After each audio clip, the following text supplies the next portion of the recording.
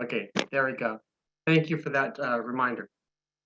Anyhow, my name is Moses Ross. I am the chair of the Multnomah Neighborhood Association, and you are at our general meeting for the month of December 2021. We have a full agenda, mostly on the Safe Rest Village project that has been proposed here in our neighborhood over at the Jerome Sears Armory property. And my goal for this meeting tonight is pretty basic. I want everybody to be heard, and I want to encourage those that may not get a chance tonight to document their comments and make sure that we get them to us here at the Neighborhood Association so that we can use those to advocate for the neighborhood when it comes to this project. So, and I'll go into that in a second. But first off, before we do anything, I do need to make sure that we have to do some credentialing, because potentially we're going to have some votes. And in those votes, only folks that live in the neighborhood are able to vote. So we're going to do a quick round of credentialing, and we're going to be using the Zoom features, the reaction features, to be able to do this. So if you're in Zoom right now and you go to the reactions button and you click on that, you'll see that there is a raise hand button there. And what I would like to ask is that if you are a resident of Multnomah, eligible to vote, please raise your hand. And Will Fuller, our equity chair, is going to start counting and cross-referencing with the registration list that we have. And this will allow us to be able to make sure best we can that those who are eligible to vote are able to vote. So I showed that there are 52 people that have raised their hands that are residents, live and also own property. The bylaws of the neighborhood association, if you own a business, if you live here, or you own property here in the Multnomah neighborhood. Moses, may I say something about? Of course, please. Okay, people who are on the telephone or can't find the raised hand can, if they're on a phone, if you do a *9 allows you to raise your hand, and *9 lowers your hand. So *9 on the phone toggles the raised hand. *6 is how you can mute and unmute yourself. Also, if anyone is logged in with a partial name like Bobby or something like that, if you would rename yourself to the full name that we have you registered, that would be helpful for checking along. And Moses is going to continue. As people, keep your hands raised if you would. There's not much. If you need to say something, wave your hand physically. And Tad, our parliamentarian, will check and make sure that you're okay. But meanwhile, I'm going to be tallying the raised hands while Moses continues the meeting. Wonderful. Thank you very much for clarifying that, Will. And I hope everybody is clear on what is happening here. We're doing the credentialing. If you're a resident, please raise your hand or use the commands on your phone that he quoted, that he mentioned. Now, so tonight we have to make this, I'm striving to make this as an orderly and as a respectful of a process as possible. I know that emotions are high. I know that people are frustrated, but it's just imperative that we maintain our better angels throughout this process, because it's quite frankly the only way that we're going to be able to be productive in getting things done and making sure that everybody is heard properly. So because of that need to make this an orderly and respectful process, I have to use Robert Rules of Order. That's what my bylaws tell me. Robert's Rules of Order is a management system that is used in meetings and is a very common one. And we have someone that is very familiar with them, our parliamentarian, Tad Davis. And if there is a question or a concern about Robert's rules and how I'm conducting the meeting, we will be able to get rulings from Tad as our parliamentarian, who is very well trained in the logistics of parliamentary procedure. So that's how that is. Role of M&A in this process. We need to be able to provide you out there with accurate information on SRV. We need to give residents opportunity to comment and to take what we learn from you to the city and use it to advocate for you. And as actually your liaison in discussions with the city. If we come together and we do this as a group, we're going to be stronger and we'll have more impact and more credibility. So I want to take that as our foundation for what we're happening here for our association. Everybody needs to be heard. We encourage those to mail in. We have at our website links to the city, links to us, to contact us with your comments, to document them, put them in writing. You can send them at the same time to the city and to us. We're going to compile them and you'll be acknowledged. And we're going to use them and make sure that they get to the city, they are seen and addressed. Finally, I do want to say that maybe this might be a good opportunity for folks to want to get involved in the Multnomah Neighborhood Association. We always have volunteer opportunities at the Neighborhood Association. We have a secretary opening right now, and we have committee chair positions on that are open, and volunteers are always welcome. Specifically at the end of this meeting, one of the things, the action steps that I want to take is we have formed a work group specifically on SRV. And I encourage you to volunteer for that so that we can look into the project deeper and start developing strategies to move forward as a community. So if you're interested in that, send me an email at the address or at the email address, Multnomah board-board@sweeney.org. All righty. So, hey, Will, do you need a little bit more time or should I just keep on going on the agenda?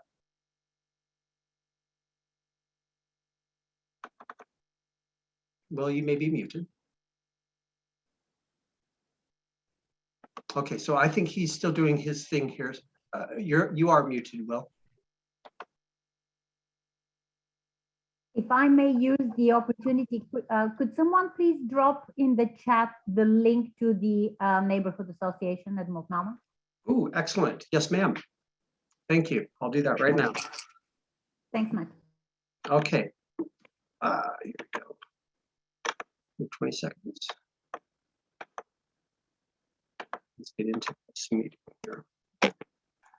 I counted 63 registered Multnomah residents, and I have 2 more people coming in to join from the waiting room. This is a critical moment because we have a license for more than 100 participants. But we didn't confirm that on the profile there are 100. So when we get the 2 people in the waiting room in, we will reach 100 participants. So we may, if we get 101 or more, then we're on our way. Otherwise, we may have to do something about shedding people who are not Multnomah residents, Multnomah members, which is unfortunate. If we can have them in, we want to have them in. But anyone who is registered, we have the recording and they will get a link to the recording as soon as it's posted. So we're going up to 2 more people. I'm admitting them now. Okay. And so let me just, let's go ahead and call this officially completely to order. Welcome everybody. Quick introductions. I've already introduced myself.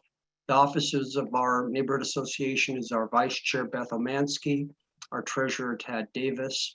Land Use Committee Chair is Frank Rudloff. Transportation Committee Chair is Corn Wallace. And Equity and Inclusion Committee Chair is Will Fuller. We do have vacancies in schools, public safety, and in the watershed. And if someone has an interest in those, that'd be awesome. We need to, our December agenda has been posted on the regular link that we folder, Google Drive folder that we make available all the documents for the public. I would entertain a motion to approve this meeting agenda.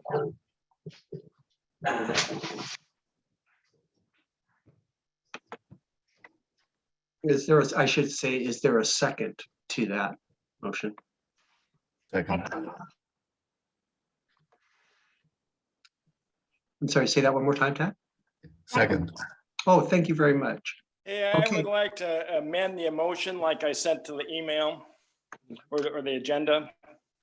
Okay, I appreciate you wanting to make that point of procedure. The chair ultimately has the decision-making power on the agenda order, and I have exercised it. So I feel that your motion is out of order. Your request is out of order. So thank you. I'm sorry, I couldn't get on sooner to make my amendment. I've No, I appreciate that. We will You be will be getting to getting your, a formal grievance. okay, very good. We also will be taking motions in the new business section of this meeting after we are finished with this very important discussion. Thank you. Thank you. Okay, so the chair's report, I'm going to just be very brief. Obviously, over the last 30 days, we've had this Save for Us Village project come up. We've been as your leadership with MNA scrambling just like you to be able to get as much good information about this and to be able to start developing a strategy for it, for the neighborhood. And so we will continue to do that. And we encourage everyone to stay abreast and to watch out for our emails. And we're going to be using like our Facebook page to get the word out, as well as emails and Sweeney newspaper and any other ways that we can get that word out on things. So I'll leave it at that. And I just want to go to our officer and committee reports now. So the other officer would be our vice chair, Beth Omansky. Beth, do you have anything to report of the day right now?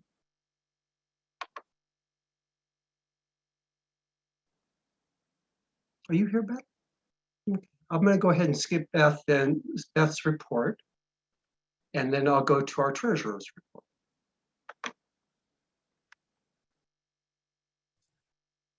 I apologize, Moses. I do not have a treasurer's report prepared. I understand. We've been kind of focused on getting this all together. We will make sure to include the updated financials in our next communication out to the field. All right, there were a few small transactions, not enough to really change the last few months' report. Thank you for that. And I should mention one other thing is, I meant to mention this under the chair's report. We do have insurance for our neighborhood association now through the city that would cover us for any liability as a neighborhood association for any events that we participate in, as well as provide officer and director's insurance for those of us that are volunteering. So I'm really pleased to be able to report that to us as a new development, and we can move forward with that. Next up, land use, Frank. Sure. Besides talking about Save for Us Village, the other issue that is out there at the moment is the 4144 Canby Street project is up for a land use hearing on December 20th.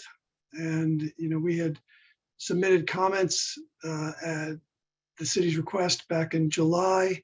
And now this is the next formal opportunity to to offer further comments. I think that we felt we had addressed all the issues adequately back in July. I think that some people have looked at the material since, not on the land use committee per se, and are raising concerns right now. I don't know. There's, as far as I understand, there's been no formal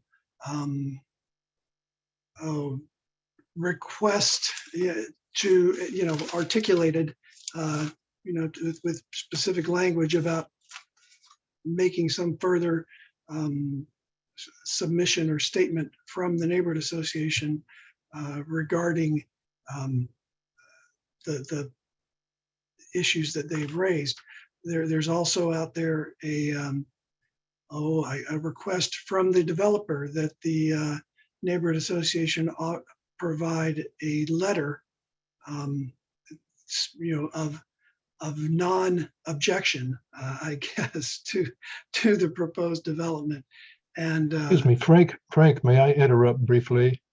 We've reached Sure. 100 participants, and apparently people are still not able to get in when there are 100 participants. I apologize for the issue. But if any people who are not Multnomah residents or business owners, in other words, eligible to vote, would you please voluntarily leave the meeting so people who are residents can get in? We've already had a couple of requests for people to get in. Sorry about the interruption. I've got 99, 98, 97. A few more coming down, please. And anyone who was unable to get in, when they're not able to get into the meeting, I'm not sure they even get on the waiting list. I'm sorry about that oversight. But if anyone knows someone who is a resident and are trying to get in because there's not a space for them, please let them know that they can reapply to get it, try to get into the meeting again. We're down to 94 participants. That's enough for people to get in. So Frank, please feel free to continue your report. Sorry for the interruption. No, it's fine. So yes, and so the developer requested, which seems the hearings, the staff person who has been writing the reports for this says it's a very odd request, but requested that the neighborhood association write a letter of non-objection to his development proposal. And, it's the board thought we would do this, and I think that's the plan, that the board is going to proceed with that. Moses, maybe you can follow up on that because I don't know where that stands right now. We did need to present it here at the general meeting before any kind of a letter got sent off. So it has not been sent yet. But after today, it can be. Okay. And then, I don't know if it's appropriate for me to invite anyone to offer their, any language that they might want to submit, want the neighborhood association to submit, and we can have a discussion about it relative to, our testimony, I guess, at the hearing. What is is this a time sent? Oh, pardon me, Corin has raised her hand. Yes, please. Yeah, do you mind if I jump in and add a little context as well? I think to Moses's point, if there was a deadline, it would be sent probably by hearing date on the 20th. And also a little more context on the kind of this letter of, or like us not making any opposition to Frank's point. It's also to comment on where the developer has worked with the neighborhood in their, they've offered up quite a few Zoom meetings that have been hosted, and they've shared their process of the development, and also have agreed to save a handful of trees as well on the lot. And then have also worked from a transportation perspective, and have been very willing to help install infrastructure along Southwest Canby to mitigate additional car traffic coming in from the development, and encourage more pedestrian traffic from the park/development through the village, since we live in an area with no sidewalks, and any walkability we can get is very important. So that that's another, to add on to what Frank was saying. We would probably make those points that the developers have worked with us in these areas, and based on our last comments in the land, correct me if I'm wrong on this, Frank, but based on the comments in our last land review and how they've responded to them, we don't have any current objections. And then we'll suggest that we add in, we don't have any objections at this time, but reserve the right to have further comment as this proceeds. If I got that right, please, anybody else chime in if I missed anything. Frank, is that a good? I do show a hand raised with a question. Please go ahead. Hi, Please Amanda. go ahead. Oh, there we go. Did you get it? Okay, good. Hi, Amanda Fritz. I have a question as to why we would not support it rather than just not oppose it. It sounds like they've worked with you. Well, I think that I can answer a little bit that, you know, one, it's, they're asking for to develop, on the one hand, at a greater density than the zoning for the property would allow outright. And there is an environmental concern regarding the watershed to the west, that they're encroaching. I wouldn't say encroaching, but there is some risk that there's potential for, you know, damaging that watershed. They are having to plant trees and to do some work related to that, but the density does exceed what's allowed outright. I think, on the other hand, the other sort of going the other direction, I guess I would say, you know, the neighborhood might say, hey, this is, you know, basically the last big open site in the neighborhood to be developed. This should be a heck of a lot denser. And we should really be putting more people at that location. And I don't think that many people have seen it that way in the neighborhood, but I think that's a fair position as well. So, you know, is it a good development proposal? Well, it's okay, but it's really not, it's not doing anything that, you know, that addresses climate change in any meaningful way. It doesn't. It's just sort of status quo, going to push property values up, and they're going to be expensive homes, and, you know, and we're all going to get richer. So what? I don't, you know, so that's why I wouldn't say Yahoo, we support this development. But we simply don't have cause to object to it because they are addressing the environmental concerns in, you know, to address the issues effectively.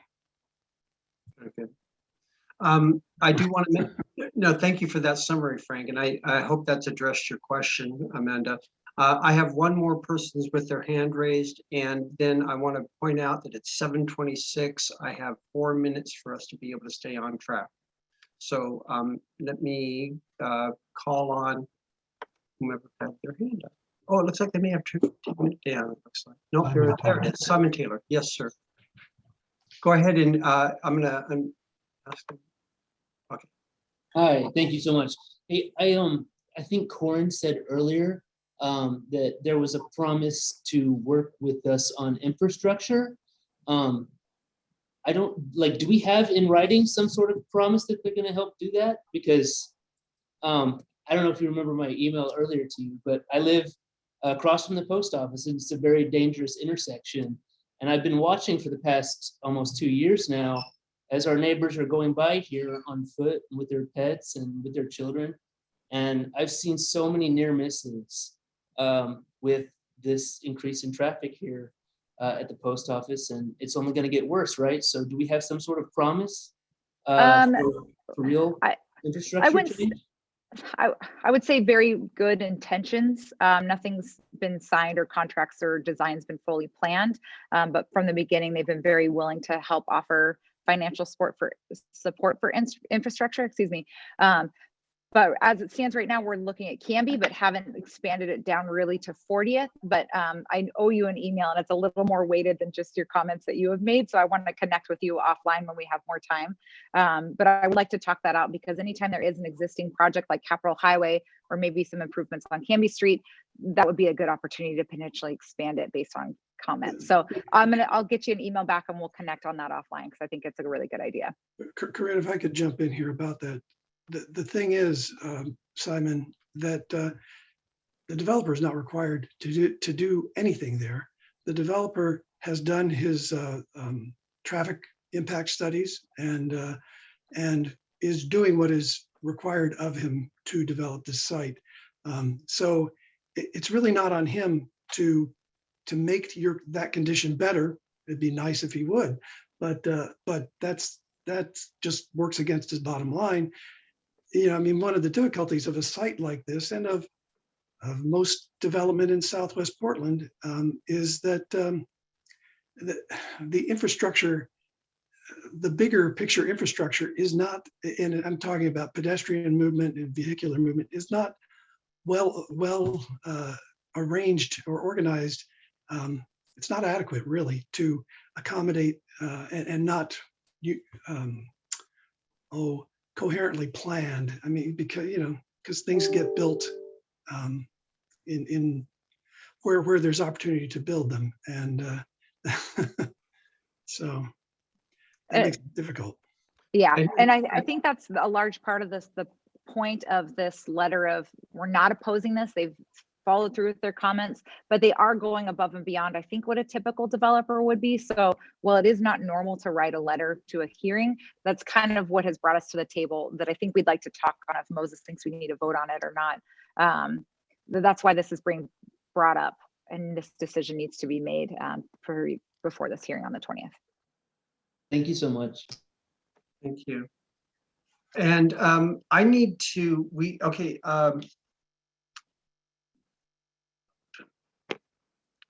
Tad, I asked for the advice of Corin and Frank here as far as requiring a vote, or can this be tabled until a separate meeting on the before the 20th? Because if we, if we do a vote right now before we get into the discussion, it's going to take at least another 10 minutes. And I'm worried about our timing here, and I don't want to piss any more people off. So let's, if I may suggest that Maybe we table could this. come back to this at the end of this discussion. Yep. Very good. Let's do that. I appreciate that suggestion, and let's do that under new business after we hear any other motions. Okay, very good.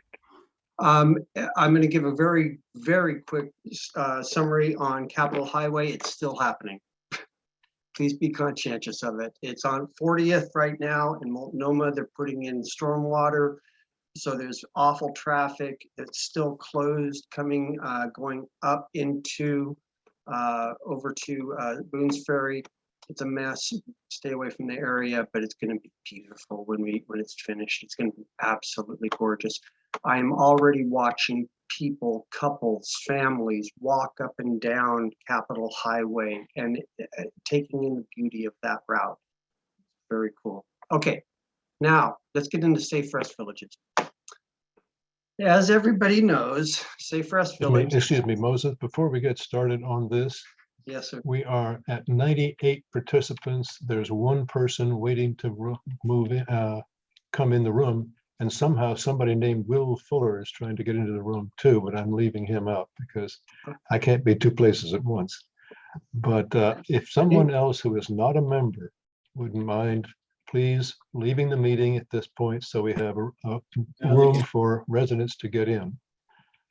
I hate to do that to people, but we thought the limit had been raised and it hasn't.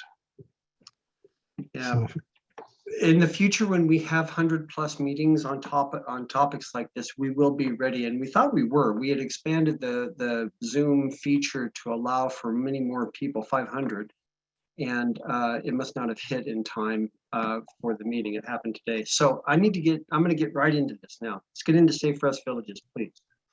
Okay. I want to take a quick moment and just give some very basic background about what SRV actually is.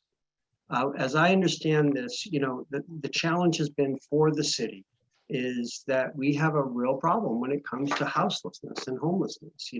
Back in 2015, pre-pandemic, there were 2,000. They had a count of around 2,000 or so folks on the streets, and now it's 5 times that, if not more, and it's creating a public risk, and it's being recognized. And so, part of the strategy from the city was to be able to deal with the homelessness issue in a dignified and a safe manner, and to give them access to resources, and to get them transitioned into more permanent housing, get them off the streets, create a pathway to stability, if you will, scaffold.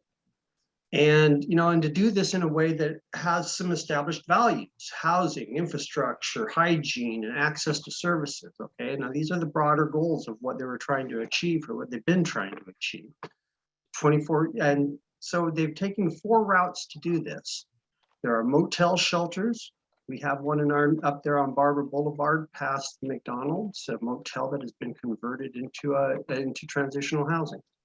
They have indoor shelters like over at Arbor Lodge. Those are indoor shelters, transitory audiences. There are the SRV model, the Safe Rest Village managed model, where it's managed through internally. And then there's the self-managed model. Maybe people are familiar with Dignity Village. So SRV, the Safe Rest Village that's been proposed here at the Jerome Sears Armory property is an SRV. It's a Safe Rest Village concept. It's a managed concept. And they're at the very beginning stages of this. As they understand it, there's going to be up to 40 pods. They expect to have a 25-foot buffer fully around the facilities to buffer residents. They're at the very beginning stages of this, and they have not started development yet.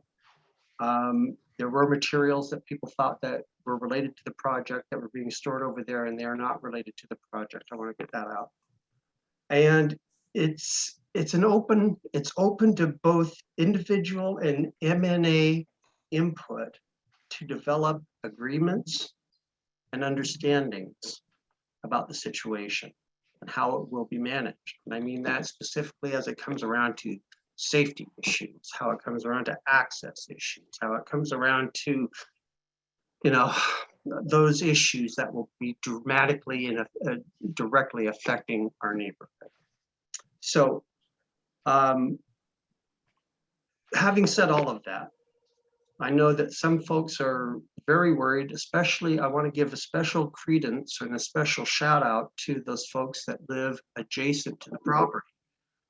My attitude would be, they need to be kind of their priority in my mind, because they're going to be right there. So I want to hear from, I'm sure we're going to be hearing from folks that are in proximity to the property. I'm sure we're going to be hearing from other perspectives as well, and I want to get them all in today. I do want you to know as we go forward, I am starting to begin discussions. I've reached out to the Christian school, I've reached out to the city, I've reached out to their representatives and begun discussions. So I'm beginning to establish relationships with everyone that is involved in this mix, so that I can be better knowledgeable about it and better represent you on those levels. So if you would like to speak on this comment, will be using please use the raise hand feature. It establishes a queue. And in that queue, it goes by who raised their hand first. So it's in order. Will be monitoring that, and we'll just be going down the line here.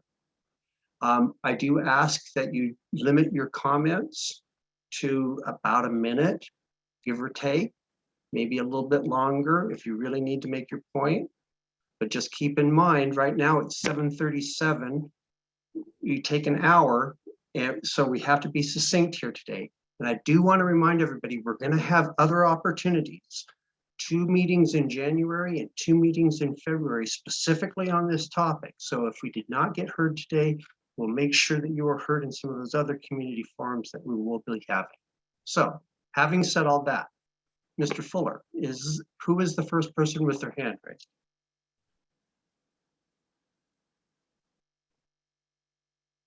Moses, I think it's me. Oh. And I just wanted to ask you. Oh, okay, sure. It is you.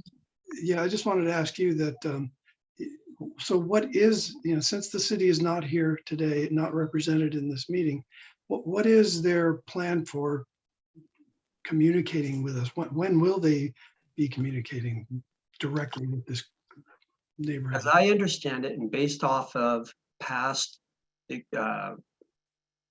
introductions of these types of facilities, like in Arbor Village and out there in Lentz, they should be starting to do the communication. The city should be starting the communication process, like listening sessions or whatever, get community input sessions next year as soon as possible. They should have started it, in my opinion, yesterday.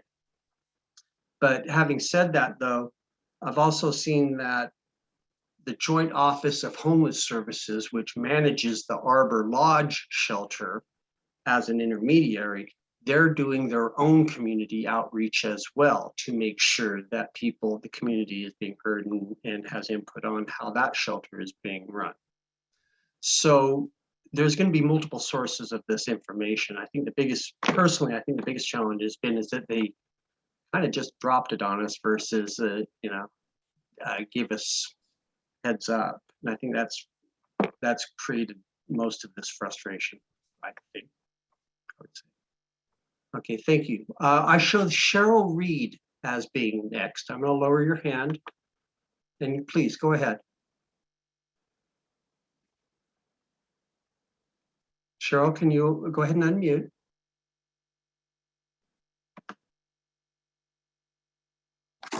There we go. Thank you. I've lived in Multnomah Village for 21 years as a property owner and in Portland for 31.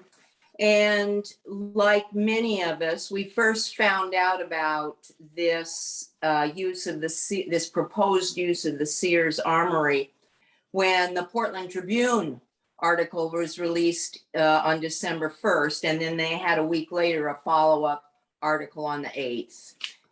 And going through it and being frustrated and having a lot of emotion behind it, not knowing what a temporary homeless shelter means, not knowing the process that prevented neighbors from participating on the front end of this. I kind of parsed 3 issues out from those Portland Tribune articles. And thinking strategically about this, the first issue for me is what happened to the West Side heavy equipment emergency preparedness for the big one, the earthquake and other things. What happened to that to get heavy equipment across the river? It died off somewhere, but that was the first priority for that Sears Armory. And I participated in the net trainings. The city had at Multnomah Center a big presentation about emergency preparedness. Vendors were there selling you things. And now it's this. What happened? That's issue number 1. Number 2 is taxation without representation. These articles, at least from the comments, indicate that neighbors did not work on this decision. I was following the sites that had previously been listed, and I didn't see the armory on them in any literature I had read about the 72 sites. So to me, that's, I'm not being represented, yet my taxes are going up. And then third and separately is the issue of the homeless shelters themselves. So it's those 3 things. I don't want them to commingle in a bureaucratic muddle. Sure. You know, I want clear distinctions for actions around the heavy equipment and emergency earthquake preparedness for the west side of the river. That was the designation for the property. Representation of people are paying higher and higher taxes, you know, when things are being designated. And then third, the quality of a homeless shelter and neighborhood involvement. And I'm gonna be using those 3 as a screen for everything I hear. Very good. I think I appreciate that. I'm going to go ahead now and move to our next speaker, West Hills parent. Thank you again, Cheryl. Yeah, thank you. First, I'd like to just say thank you on behalf of the West Hills Christian School parents. Our number one concern is obviously child safety of the hundreds of 5 to 14-year-old kids that are going to be at the school during the week. As adults, we have an obligation, obviously, to protect and help, vulnerable groups, both the homeless and kids. Fact is, though, that the city is choosing to help one vulnerable group while putting the other at an unnecessary risk by creating an unmanaged, unstable environment surrounding the Safe Rest Villages. We've spoken with another school in Portland that currently is near a Safe Rest Village, and they have shared with us there's been a large increase in camping around the village, drug use, needles, other garbage, human excrement, vandalism, and other crimes. As parents, we are very concerned about the city's choice to, again, help one vulnerable group only to endanger another when the city has had much safer options for the Safe Rest Village location. It's also concerning that the city did not do a normal land use process, and we support the conditional land use permitting process with real consideration of neighborhood impact. Thank you. Thank you. Thank you very much. Child safety, camping, the danger, and land use. I got that. Next up, Kylie. Thank you. Hi there. So I agree with everything that Cheryl and West Hills parent, or the West Hills school parent just said. I feel like the city is deliberately leaving us out of the process. Dan Ryan's office still won't return any phone calls or emails from me. It does seem pretty obvious, or it does seem pretty clear that there should be a conditional land use review for this to go in. And if the city is saying, the city is getting around it by saying that this is temporary, well, then we need an end date. If this is temporary, then there needs to be an end date. Otherwise, it's not. So I have the same concerns that have already been stated. It's one thing for the city to put up a fence and say, we're going to control what happens inside the fence. But frankly, I'm worried about what happens outside the fence. The city has not done a great job in other parts of the city to manage that. And we have no emergency services here in the Southwest Portland. I think that needs to be part of part of a review as well, is like, what's going to happen if we need to call 911, and what are the impacts of these? What are there needs to be a study from existing Safe Rest Villages on what the expected impacts are, and how the city plans to mitigate that. That's it. Thank you. Hi, that's a really good idea. Okay, we'll talk further about that. Next up, I have Tracy Vogt with West Hills. Hi, everyone. I'll start by saying hi. I'm the Dean of Students at West Hills Christian School, and I am pretty new to the school, but the school's been in this neighborhood for 70 years. And we love this neighborhood. Our students even know some of your dogs by name, and we are just happy to be here. We feel like life has kind of been paused for a couple of years as people were learning from home, and now being back on campus, we are just happy to be there, and we want to be good neighbors and serve you guys as we're able. So please reach out if there's anything that we can do differently or that you would like to let us know. But just to talk about the Safe Rest Village for a minute, we want to first acknowledge that we know houselessness is a problem and that these villages are intended to address that problem, and we fully support putting roofs over heads. And as a school and a school community, we have engaged in many efforts to help those in need and those experiencing homelessness. We also want to address the reality that if this Safe Rest Village goes in adjacent to our property, that it will impact us and many of our neighbors. Our primary concern, as Kylie just mentioned, is similar. It's not what happens inside the walls of the village, although we do want to ask that it's limited to a high barrier entry instead of a low barrier entry if it goes in. That's aimed at helping people who truly want to transition out of homelessness and off the streets. Our biggest concern, however, is, as Kylie said also, what happens on the perimeter of the village. In other villages of this kind, our leadership team has gone out and visited places and observed firsthand that there is an increase in tent camping on the perimeters of the villages. And those tent camps typically come with an increase in crime, break-ins, theft, drug use and dealing, loitering, fires, like all of the things that would present a concern for student safety and for the safety of our neighborhood.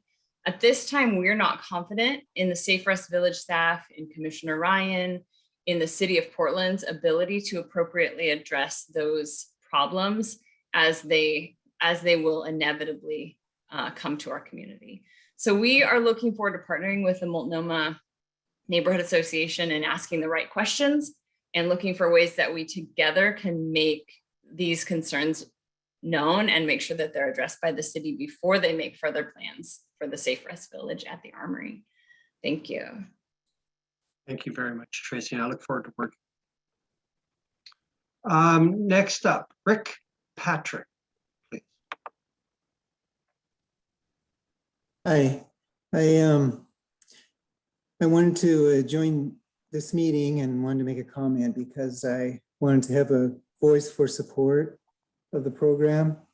My family and I moved from Idaho to Portland in 1959. And one thing I've learned in this time is that Portlanders come together to help each other. We've had serious crises in the past, like Columbus Day storm, we lived through a volcano, and we were able to help each other. And I think we're in one of those Columbus Day storm, Mount St. Helens times where we have a lot of Portlanders who need our help, and they're houseless right now. And I understand about the sincere concerns, especially with the school nearby. I think those are legitimate concerns, but I want to know that I want folks to know and the city to know that I understand it's going to be clunky and that they're going to need people in Southwest Portland to help. And I'd really like to know ways that we can help.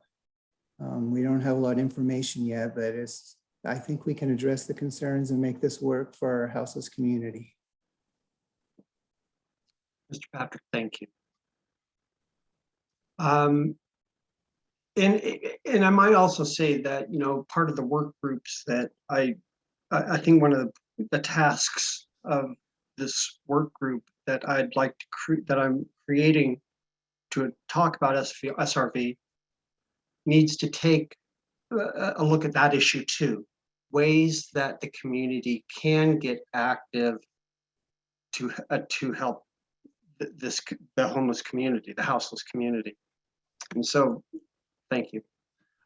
Next up, Ruth Atkins.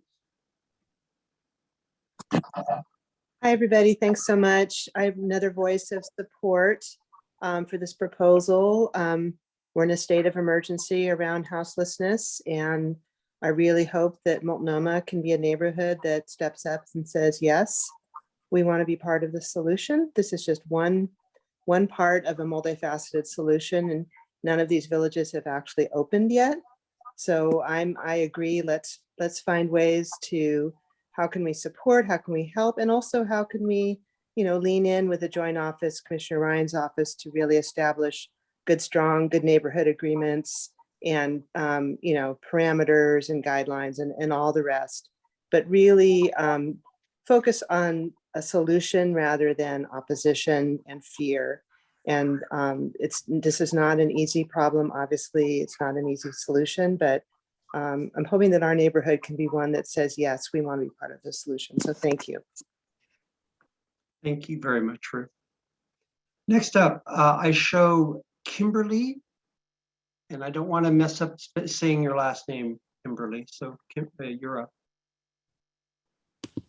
Hi, it's Kimberly Critfield.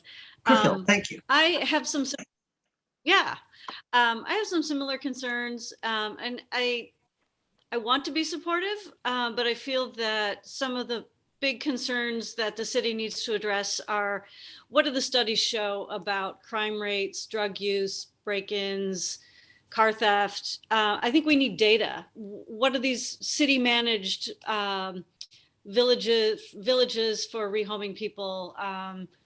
What does the data show? And what do we need to feel confident moving forward with this project? Thank you. Thank you very much. Admittedly, we don't have that data, do we? Very good. Next up, did I show? No, Lisa and David. Lisa, did you go? No, yes, Lisa and then Karen. Okay, yes, Lisa, you're first, and then Karen, you'll be next. Hi. It's curious that two people have mentioned that they're in support, and I'm curious if they live adjacent to the property, because I do. And for 6 months, about 3 or 4 years ago, I endured so many problems that were never addressed by the city. I wrote a very long letter to the gentleman moderating tonight. I asked, will the shelter residents be required to be vaccinated? Will the homeless be wandering the neighborhood as they did last time? Will the after hours disruptions be mitigated by having a 24-hour security on site? Will the litter, filth, and waste in the neighborhood be picked up? Will the neighborhood-friendly community facility that was shuttered, being the Christian school, be left open so I can walk my dog there and feel safe there walking at night? Will the garbage service that was coming at all hours of the night be stopped and only during the day and once a day or once a week? Will the neighborhood safety that declined dramatically during that time be changed? Will the drug use, the needles that we found, or my high school son at the time watching 2 kids shoot up outside our home, will someone be monitoring and handling that? Will the increased theft at Safeway be mitigated? Will there be 24-hour security there? And why be able to shop at Safeway anymore? Will all the people from the village with COVID and non-vaccinated be going into Safeway and mingling there and making that not a safe place for me? Will the increase in fire, EMT, and police response to the facility continue to affect the neighborhood? We have low emergency response as it is. The emergency response, and the last time the facility was there, was overwhelming. We listened to sirens, fire and EMT all night long. Will the services in the community be compromised further because of the constant calls to the shelter? Are the first responders going to be increased? And are they going to be specially trained to handle all the situations that are coming up? Will the animal waste that was all over the property last time be picked up by someone? Will the people managing the property this time be much more adequate than the woefully inadequate people that managed the site last time? Will all the mental illness problems that we endured, will they be people there 24/7 to handle the screaming and the fighting and all the other problems that happened last time? Is that all going to be mitigated? So having lived next to this facility for 6 months, last time the shelter was there, I feel very frustrated that people from outside the area come in and say, oh, we need to do this for the greater good. They don't live next to the facility. They don't know anything that we endured. The problems were never solved. The mayor, I asked time and again for reports on the increase to EMT and the increase to theft to the neighborhood. They would never provide the reports.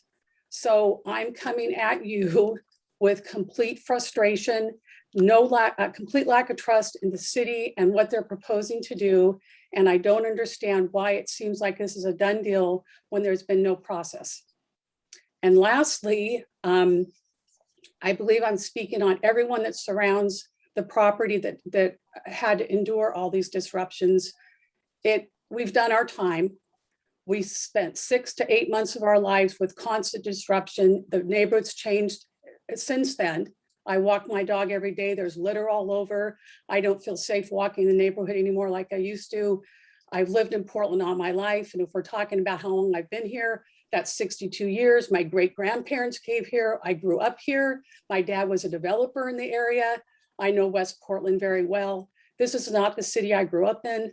This is just devastating to me to see how things have changed. And lastly, I just want to end by saying that I get frustrated when people that don't live near the property keep telling us we have to do things for the greater good. We've done that. Why aren't we looking for an industrial site where people don't have to sleep at night, where people are not being disrupted constantly, in an industrial area, people aren't sleeping at night. The work goes on during the day and then everyone goes home. My husband and I work full-time. We need to sleep. We need to live our lives. This is not the site for another homeless shelter. Thank you, Lisa. Thank you very much. I know that you've been wanting to say that for a while. Next up, Karen, please. I hope you mean me, Karen.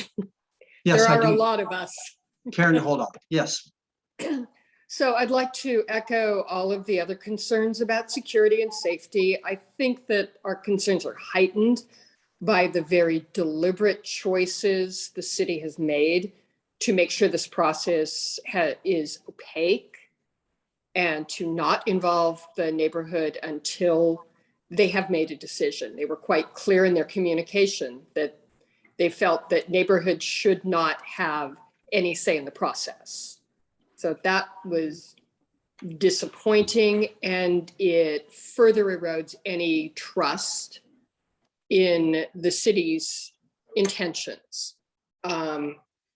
I would say that I also echo the concerns about the temporary nature of this facility. The city has 3 formerly temporary safe rest villages operating now, the C3POs, and the city has now announced that they will all be permanent. What I worry about is that they have not provided us with any clarity on any screening process, security process, anything of that sort. They haven't told us what the referral process is. They have in the press in the past made it clear that they planned to use the safe rest villages as a relief valve for clearing camps that were considered problematic. That was in a report this last summer when it was announced. They said, this is our plan. We will clear the problem camps and move these people to safe rest villages, which again, doesn't encourage me to feel that this is going to be a benefit to our neighborhood. I would like to see some sort of guarantee that this is an actual temporary facility, that there is a plan not just for people to move in and be given a shed with a bed and let them camp in a parking lot, but a plan to screen people, provide them the services and a timeline to move them on to more stable permanent housing. Otherwise, we're just, as the saying goes, moving the deck chairs on the Titanic. Anyway, thank you. I appreciate the chance to speak. Karen, thank you very much. Next up, I'm not sure this, B.D. Loy. Yes, hi, Moses. This is Brooke. Oh, hello, Brooke. Hi. So I share a number of concerns. Given my background, my biggest upset is with Dan Ryan saying that that facility should be used for emergency purposes, and homelessness is not an emergency in terms of emergency management. As a single female with a dog who has to go out late at night and has already run into a number of issues in the community, but I personally have a number of issues with this matter. But my question is, given that all of us have strong feelings for or against, does our opinion actually hold weight against the city?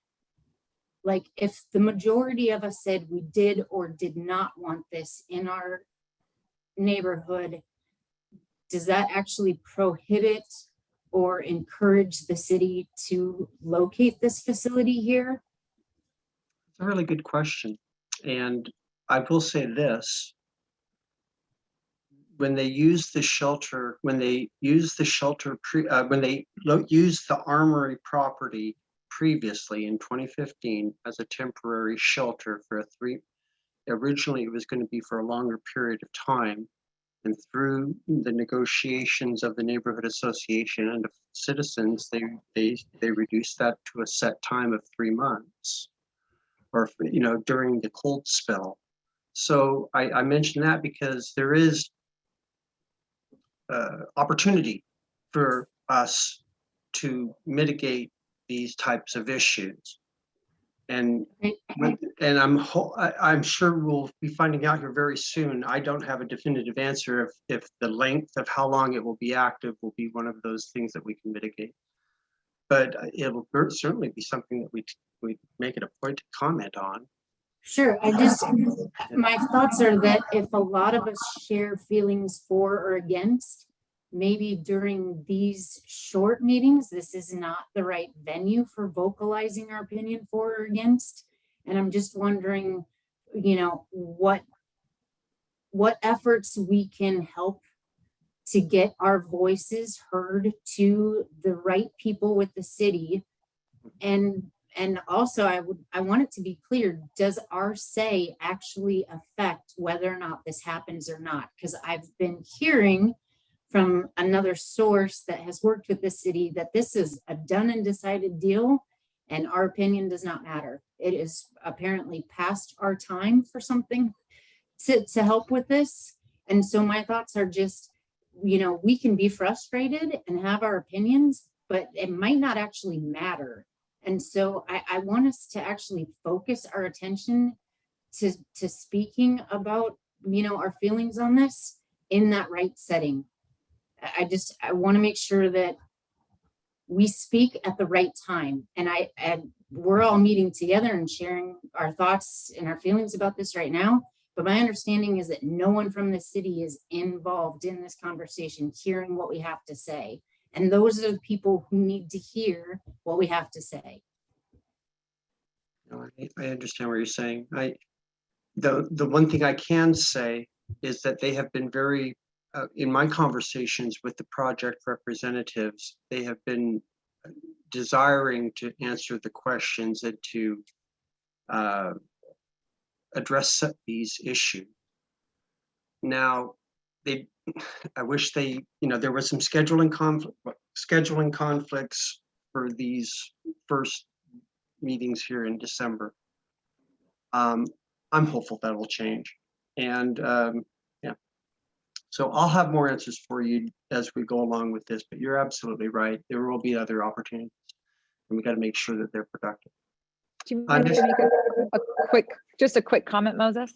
Of course, go right ahead.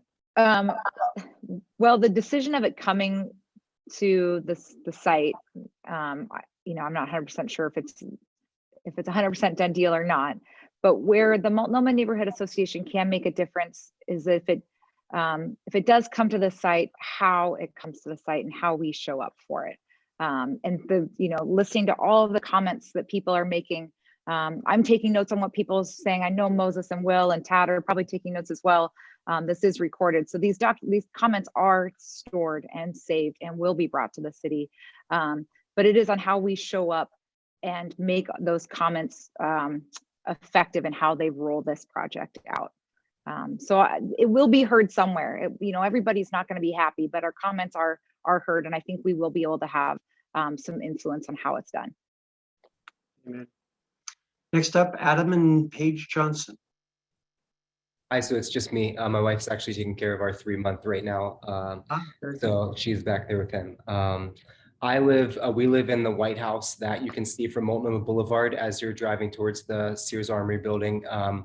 Our second level deck overlooks the facility, and there's not a day that goes by where I don't stare at those bricks and look into that parking lot. And you know, some days I'm amused by the police training and how aggressive it can seem at times with flashbangs going off and bomb disarming robots being maneuvered around the lot. And then some days, you know, I've watched kids learn to ride their bike in that parking lot, and I watch parents pick up their kids from school in that parking lot, and I watch kids walk through that parking lot. And I guess I want to say I feel very betrayed at the moment that the city did not choose to inform residents, specifically myself, because that's who I'm speaking for, that this was going to happen and it was going to be impacting our lives. We moved to this community 1 year ago and we love it here. This is where we chose all of Portland, that we wanted to settle down and to raise our family. And I feel a little bit neglected by the city. And I want to read some things that they've posted on their website, portland.gov, for Safe Rest Villages. it says that they've met with community groups, neighborhood associations, neighborhood coalitions, crime prevention staff. They've reviewed over 100 potential locations. They've responded to media requests and hundreds of community questions, and they reached out directly to nearby neighbors and stakeholders before a public announcement of the planned location. Not one of those I was never reached out to. The city didn't do their due diligence to contact me and my family. And for that, I really have a lot of reason just to not trust the plan. I have shared some of this with you, Moses. I shared a bunch of concerns to the M&A group, and I emailed those in. But I just want data. I want to know what the city has learned from these other existing SRV locations. I want to know how they'll take care of camps that will exist around the peripheral of this SRV. And I want to demand, if I could demand something, that this would be a high barrier SRV. And I think that's voicing my concern to find a solution for houselessness. But we really need this to still be a safe community for our residents. And to have this be a high barrier village would allow people that are, one step away from recovering their lives back. And if we can't ask for the city to place this in a more appropriate location, like that's the question we need to ask is, can you make this safer? Will you make this safer for our community? And then lastly, I want to talk about an ordinance that was proposed or that was accepted. Ordinance 190622 is to fund an emergency management program of a grant of $3 million. And the city voted, the mayor voted, as well as all commissioners voted yay to this. And this would match the Oregon State emergency management funds. And really, I want this to be brought up because that's what this building was intended to be designed for, as it was deeded from the federal government. And Cheryl mentioned that at the beginning of this call. I think that the proper use of this facility needs to be made as the priorities of safety for the west side. And that's beyond Multnomah Village. That's everyone that lives on this side of the Willamette. So there's lots and lots more that I could say. I've emailed you most of my comments, but for now, that's probably what I'll leave it with. Thank you. Adam, thank you very much. And I have received your comments and we'll be expanding on those for sure. Thank you, Moses. Next up, we have Galina. I think I pronounced that correctly. Galina?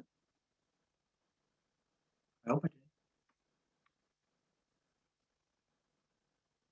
Oh, did I lose you, Galina?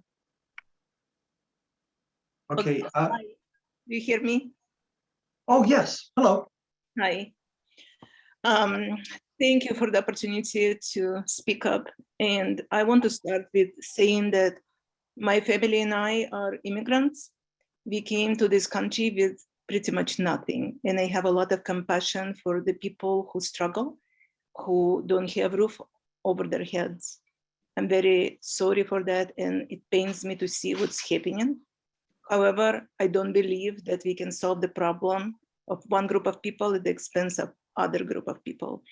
And I also can think of many, many different topics that I would like to kind of bring up, but what is the most important that kind of sticks to my mind right now? First of all, safety of our children. When I look at the proximity to schools of this location, it pains me. And my husband and I created a map with the arrow, to schools. West Hills Christian School is not the only one school in the area. For example, there is like Portland Jewish Academy School, which is 25 minutes of a walking distance. It's not far for people who could, walk and, just like wander around the neighborhood. We send this map to the Ryan office along with the email to Representative Reynolds with no responses. But we live off Garden Home. It's a winding street. It's a dark street. There is no sidewalks. It's also a street where school buses deposit the kids and pick them up to go to school. And I see a lot of homeless people wandering along the same route. And it really scares me that, first of all, when it's dark, it's danger for everybody involved. And now I see people wandering around, sitting along the street, laying down along the street, and it can't be safe for anybody. So that's the first thing that I want to know, if they consider proximity to schools. There are many in the neighborhood. The other thing that I want to kind of bring up, like I said, we moved to this area a long time ago. We live in this neighborhood, in this house for over 24 years. Multnomah Village itself, it's a historical place. And what do we do to preserve the history? We don't have that much in Portland. This is one of the sites that we should care about. And if it's gonna, what's gonna happen to the businesses there? If it's gonna happen, what's happened to downtown Portland, it's very sad.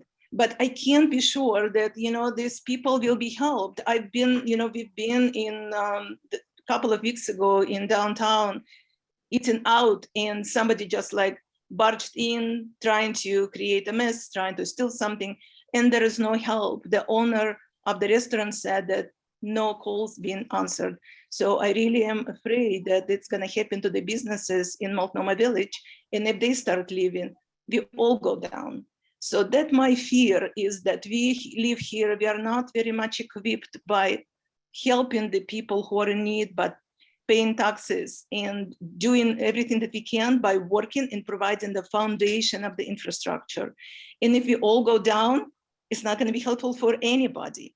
We work like the other, you know, people said, we need to be safe. We need to make sure that our children who go to school are going to be safe, going in and getting back. We don't want any bad influence because it's our future. And we can't be sure that we would be provided this kind of safety. And I just would like to see, you know, hear some answers. We sent emails with nothing coming back.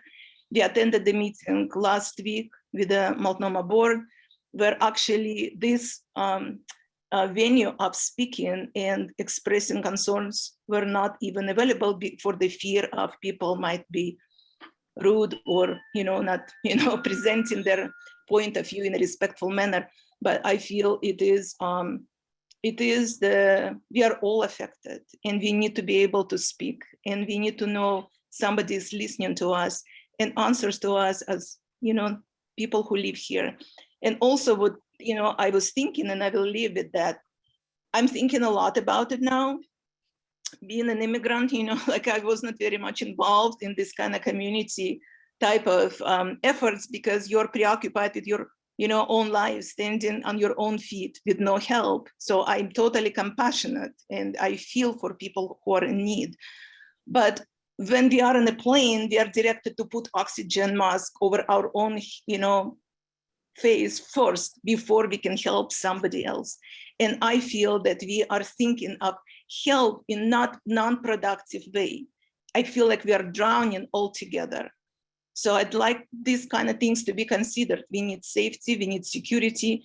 And I just kind of want to echo to that lady who said that, why don't we find other sites? And I want to know where our money go, how they're being spent, what's been done to, you know, find other locations that would be alternate solution. We need solution, but I don't feel this is the solution that would benefit everybody involved. So thank you. Very insightful comment, Elena. Thank you very much. Okay, next up, Polly. Yes, good evening, everyone. Thank you so much, Moses, for taking my call. My timing seemed to be perfect following Galina's comments. Part of the benefit of speaking later in the process is that a lot of my sentiments and thoughts have been already verbalized. Without repeating them, I just would like to mention Cheryl's idea of really feeling very, very betrayed in a sense of not only not informed, but truly only being asked to pay taxes with absolutely no representation weighs very heavy on me. Adam and Paige's comments, Lisa and Karen's, and now Galina's. I agree with all the points that they made, and they're my own.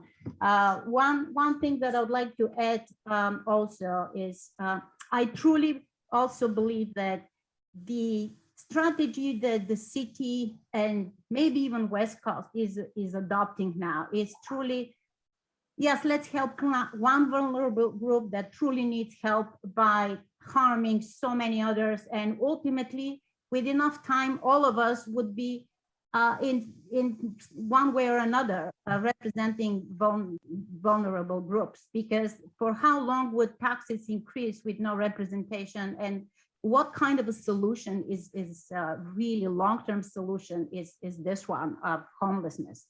Obviously, it's a societal, economic, and so on issue.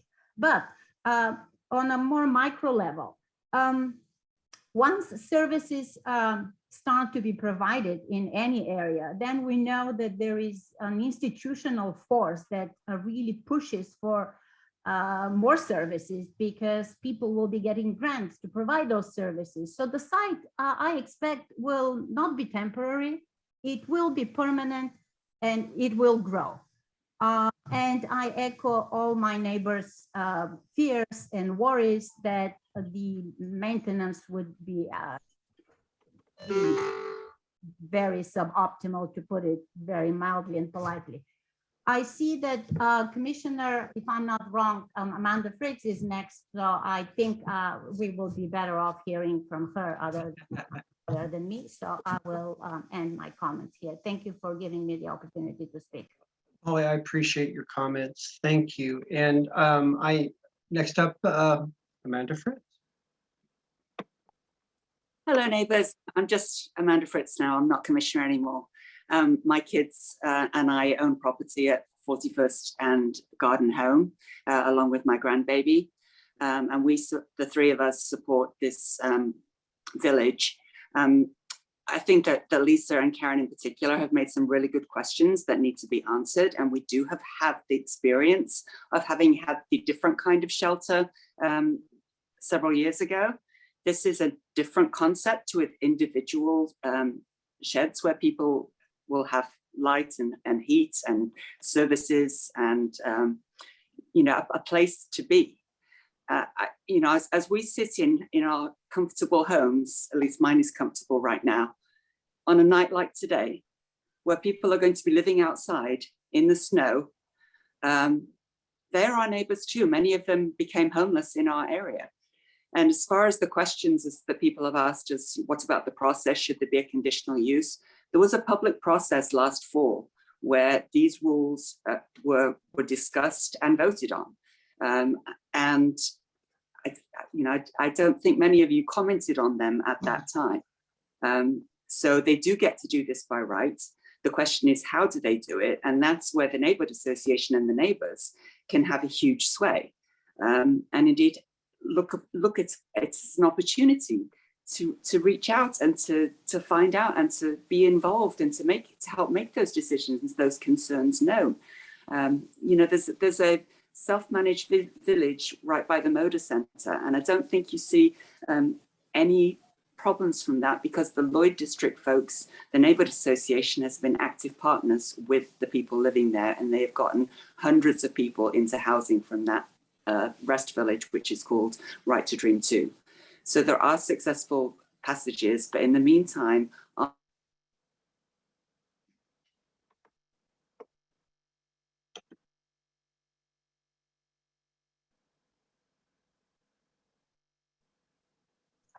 Commissioner Fritz seems to be frozen at this point. Moses, there are 8 people ready, waiting to speak.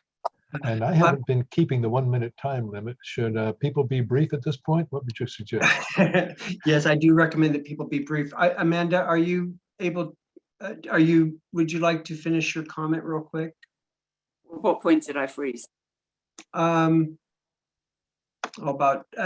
We got the most of what you had said. You were talking about the effect of it here at the Moda Center. Pardon me. You were talking about the Moda Center and the Lloyd Center, Lloyd Neighborhood Association, and how they've collaborated. Yeah, so there's an opportunity for us to have a solution, and I just encourage us to look to that. Thank you very much. Next up, Eric and Marcella. Hi, Moses. Thank you for holding this. Hard to follow former Commissioner Fritz there. I used to be a reporter for the former Southwest Portland Post, and I covered the Sears Armory years ago when we had this issue. And I had to be real objective covering this story. You know, we really do care about the homeless. I do. I I travel all through the city. I see homelessness throughout the county. It's not just to Multnomah Village or Multnomah County. It's in Seattle, it's in LA, it's throughout the country. And I don't think this issue is going to resolve by a little village at the Sears Armory, which I feel should be used as intended. I really thought Commissioner Ryan was going to be here. I had the impression he was going to be here listening to our comments. And I'm not sure if Ms. Wallace is part of the city and a staff person to him, but I really was hoping to speak to him personally. Admittedly, right, Eric, there were a lot of folks that did want to, and prior to the meeting, they said that the commissioner had a scheduling conflict and was unable to make. Okay, I understand. There's another time. We get great communication about sewer repairs in the village and the roads being stopped. And I'm really frustrated that we didn't get communication about this. I feel like since the feds are giving them, the city, the money, that they can trump all the steps to make this happen because it's emergency. There's Yeah, other we got places time in the coming. city that this can happen. When you cross in the Markham Bridge, they had those little white homes right there by the Larson tile place. They had them all there and they took them out. I don't know if they're gonna develop that for rich people. So I don't know, I don't know why they put them there and they remove them. There's no services here. There's no buses here. And, I really support our street. I've been living on this street for 20 years.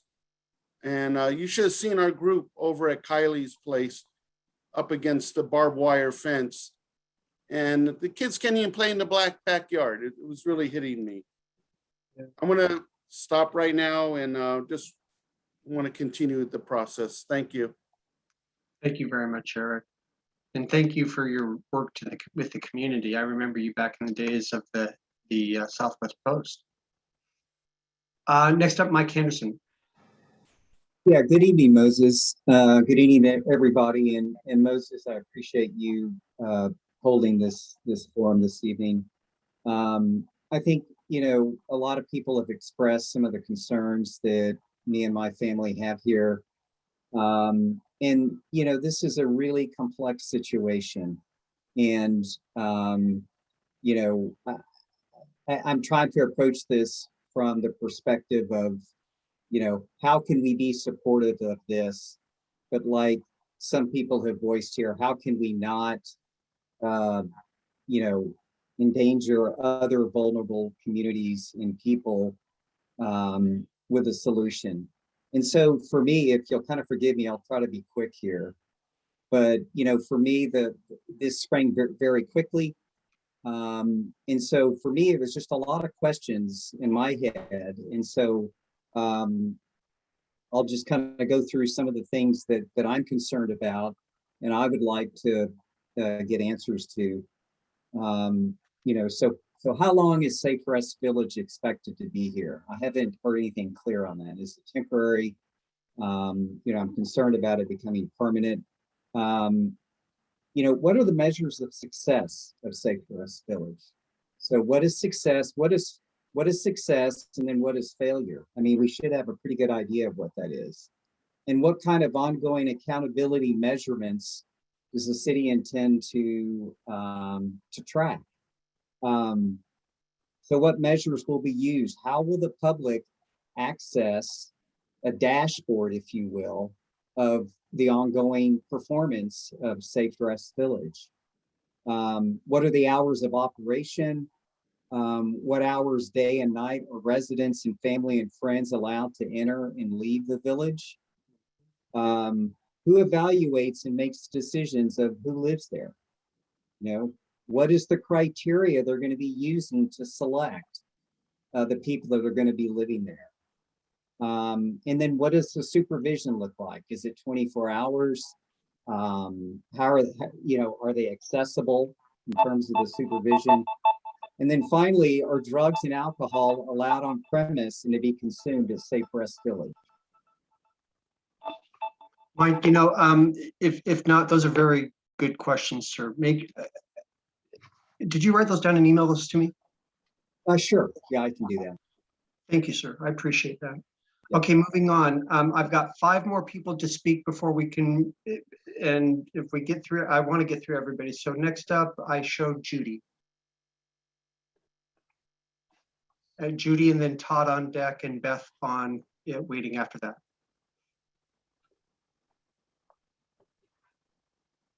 Judy Miller Kay.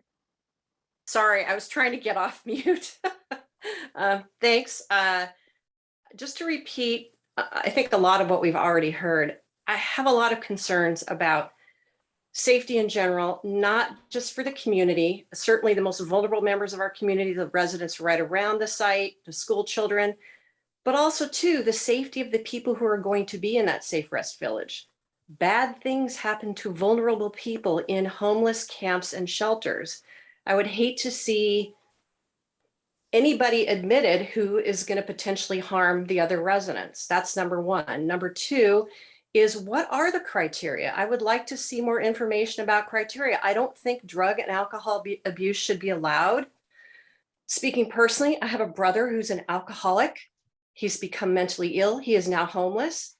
But the types of behaviors he exhibits, I don't want to see foisted on our neighborhood. And he lived here for 30 years.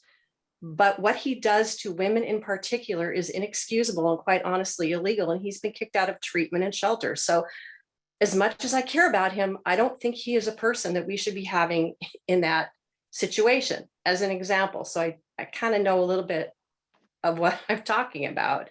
The fact that the city has been very opaque and not at all transparent, it seems like a fait accompli. I think we need to argue for making sure that people who really are going to follow the rules, who are going to try and take the services and the help that could be provided to get them to move up. I think I heard bed in a shed. I don't think bed in a shed is a permanent solution for anybody, particularly for anybody who is potentially able to move on into a more permanent housing situation. So I just to repeat a lot of what we've already heard, we need to be very, very concerned and push for very specific criteria, treatment options, not just a piece of paper with a referral, but mental health, on-site mental health assistance, instead of having to ship people into town like the women in the homeless shelter were before. They had to bust them in and bust them out. Why can't those services be local? Making sure people are not using drugs and alcohol and methamphetamine, or not methamphetamine. Is it methamphetamine? The super toxic methamphetamine, which is causing people to go schizophrenic. That kind of drug abuse should not be tolerated. And I'm concerned what I saw in an article about, well, we haven't really decided. Like, no, it should just not be tolerated at all.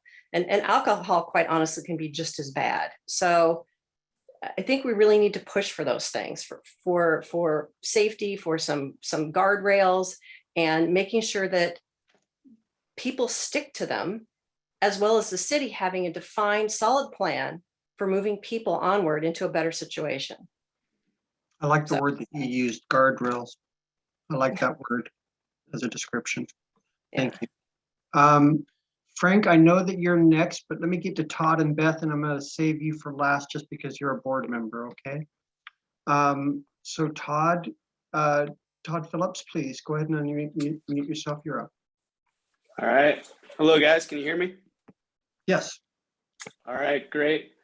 Thanks for holding this. To be quick, I recognize the problem.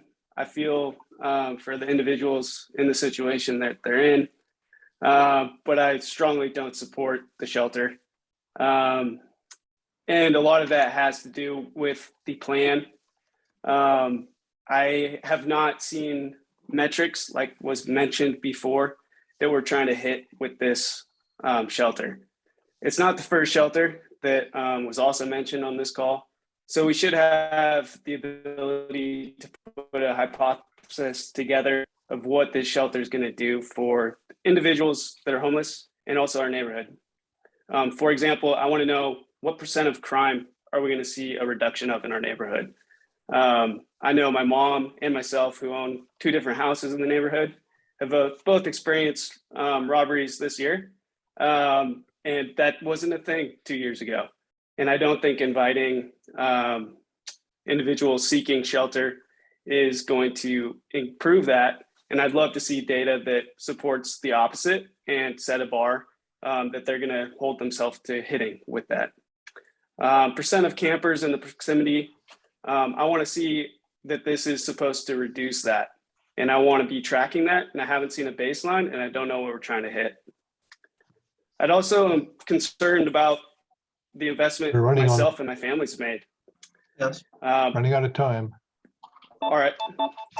Well, I appreciate the time you gave me. I'll email my concerns in as well, but I strongly oppose. Todd, and I appreciate your comments on the baseline and the need for that. What are those metrics? I just want to acknowledge you on that. Next up, Beth Brashear. Thank you. So I live and work here in the village area. So this is my whole world. And I am in support of this this Safe Rest Village, but I think Mike Henderson has a beautiful list of questions, and there are others. I think we do need to create clear boundaries. One of the things that and I have lived and served in many different types of communities. One of the things I've learned is everybody is somebody's baby. So even as we are wanting to protect children, there are other mothers, some of whom with whom I work now, whose children are living on the streets. And to be able to create a place that is safe, where they can also get those services and maybe actually have also that framework, those guardrails, to help them move in a healthy trajectory.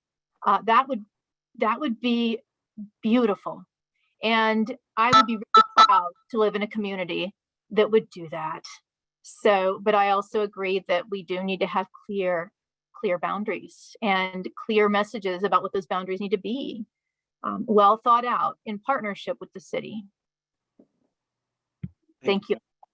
No, that I fully agree. Okay, what time is it right now? Here, let's see here. Okay, it's 8:35. Technically, we've got until 9 o'clock, and we still have some new business to take care of. I have Frank and Corin and John up next. Frank and Corin, can you try your best to keep it within the time? Look, I'll make mine very quick. Okay, thank you. I didn't think you were going to let me talk. I went ahead and posted my comments in the chat. So, so take a look at those comments, and I think that I'll just say that it is discouraging, and I'm hopeful that this will change. That the city and Dan Ryan's office will really start to show up for all the neighbors here.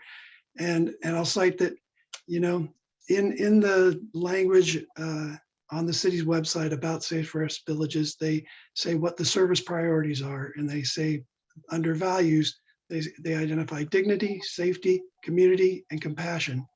And as you'll see in my notes, I think that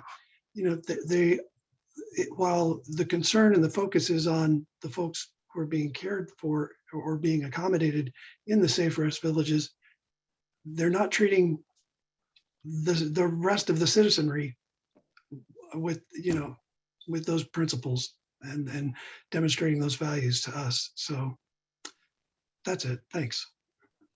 No, thank you, Frank. Very well put. And last but not least, Corin and John. I just want to say a couple of things. Several folks have raised the question around boundaries for people coming in. And in the initial Safe Rest email, they said it's a very clear goal of the program to have low barriers to entry, over 18 and homeless. I think those are the only criteria.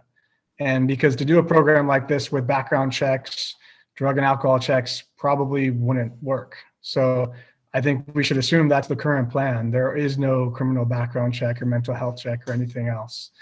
And so if we feel strongly about that, we would need to act and make our voices heard.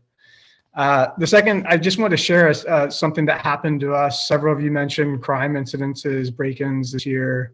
There was a homeless man who was staying in the tiny homes near Hillsdale about, 4 or 5 months ago.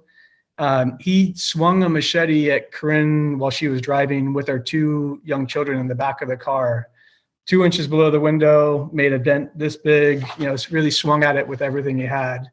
And we called the police and they came, they took his machete and that was it. He went back to the home, wasn't arrested, not even as much as a ticket. And so it just I'm not trying to fearmonger, but it's something real that happened to us. It opened my eyes that there's a very real safety threat to a lot of these folks, and the policing is woefully inadequate. And so to expand the problem without having what the plan is around policing to actually ensure that it's safe for us is frankly unacceptable. Thanks. Thank you. Thank you, John. What time is it? 8:39. I have one person on deck, Mark. I don't want to leave anybody out. Mark Reeds. I hope I pronounced your last name correctly. Please. Camera. Here we are. Hi. Hi. Okay. There's just a couple things that I haven't heard. I'm Mark, and I am an immediate neighbor behind the Armory on Southwest Moss. And I would like to request and make sure that the neighborhood association works very hard to get someone from the city, Dan Ryan, to come down here and walk through this neighborhood with me. I live immediately behind the West Hills Christian School. I'm an immediate neighbor. So I want to request a visit. People need to come and visit this neighborhood. Okay. Number 2, the city's not going to keep us safe.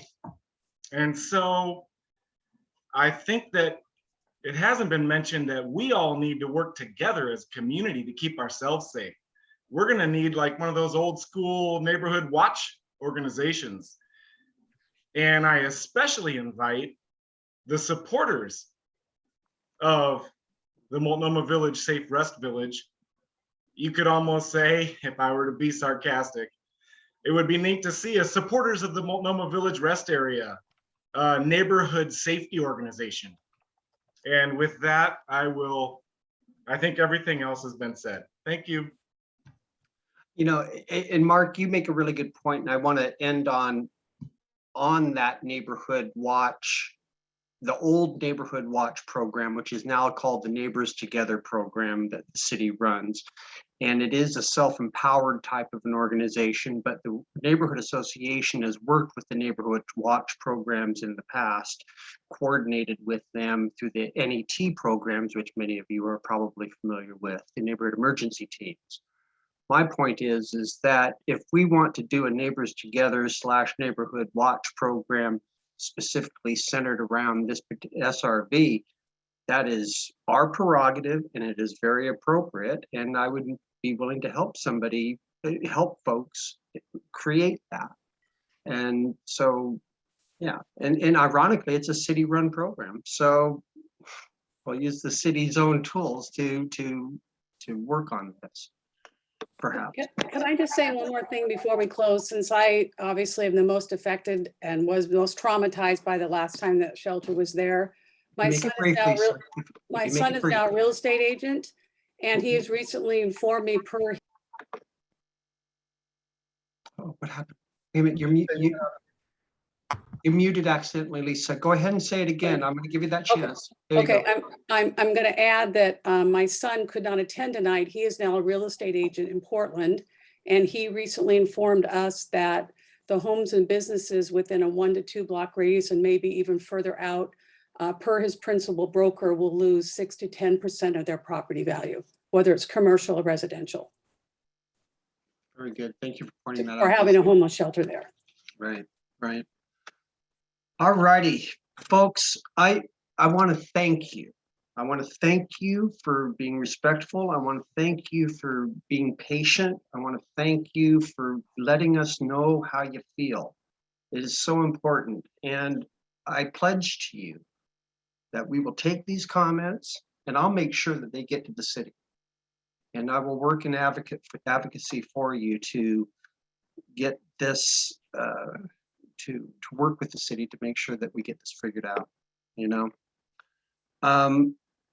So yeah, there will be upcoming meetings.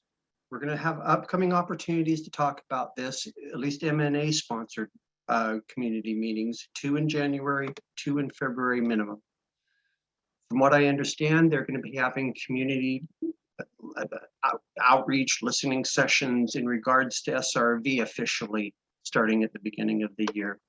There will be there'll be opportunities there. Once they select the intermediary that will manage the facility through the Joint Office of Homeless Services, that's the county-city partnership, they'll be doing outreach.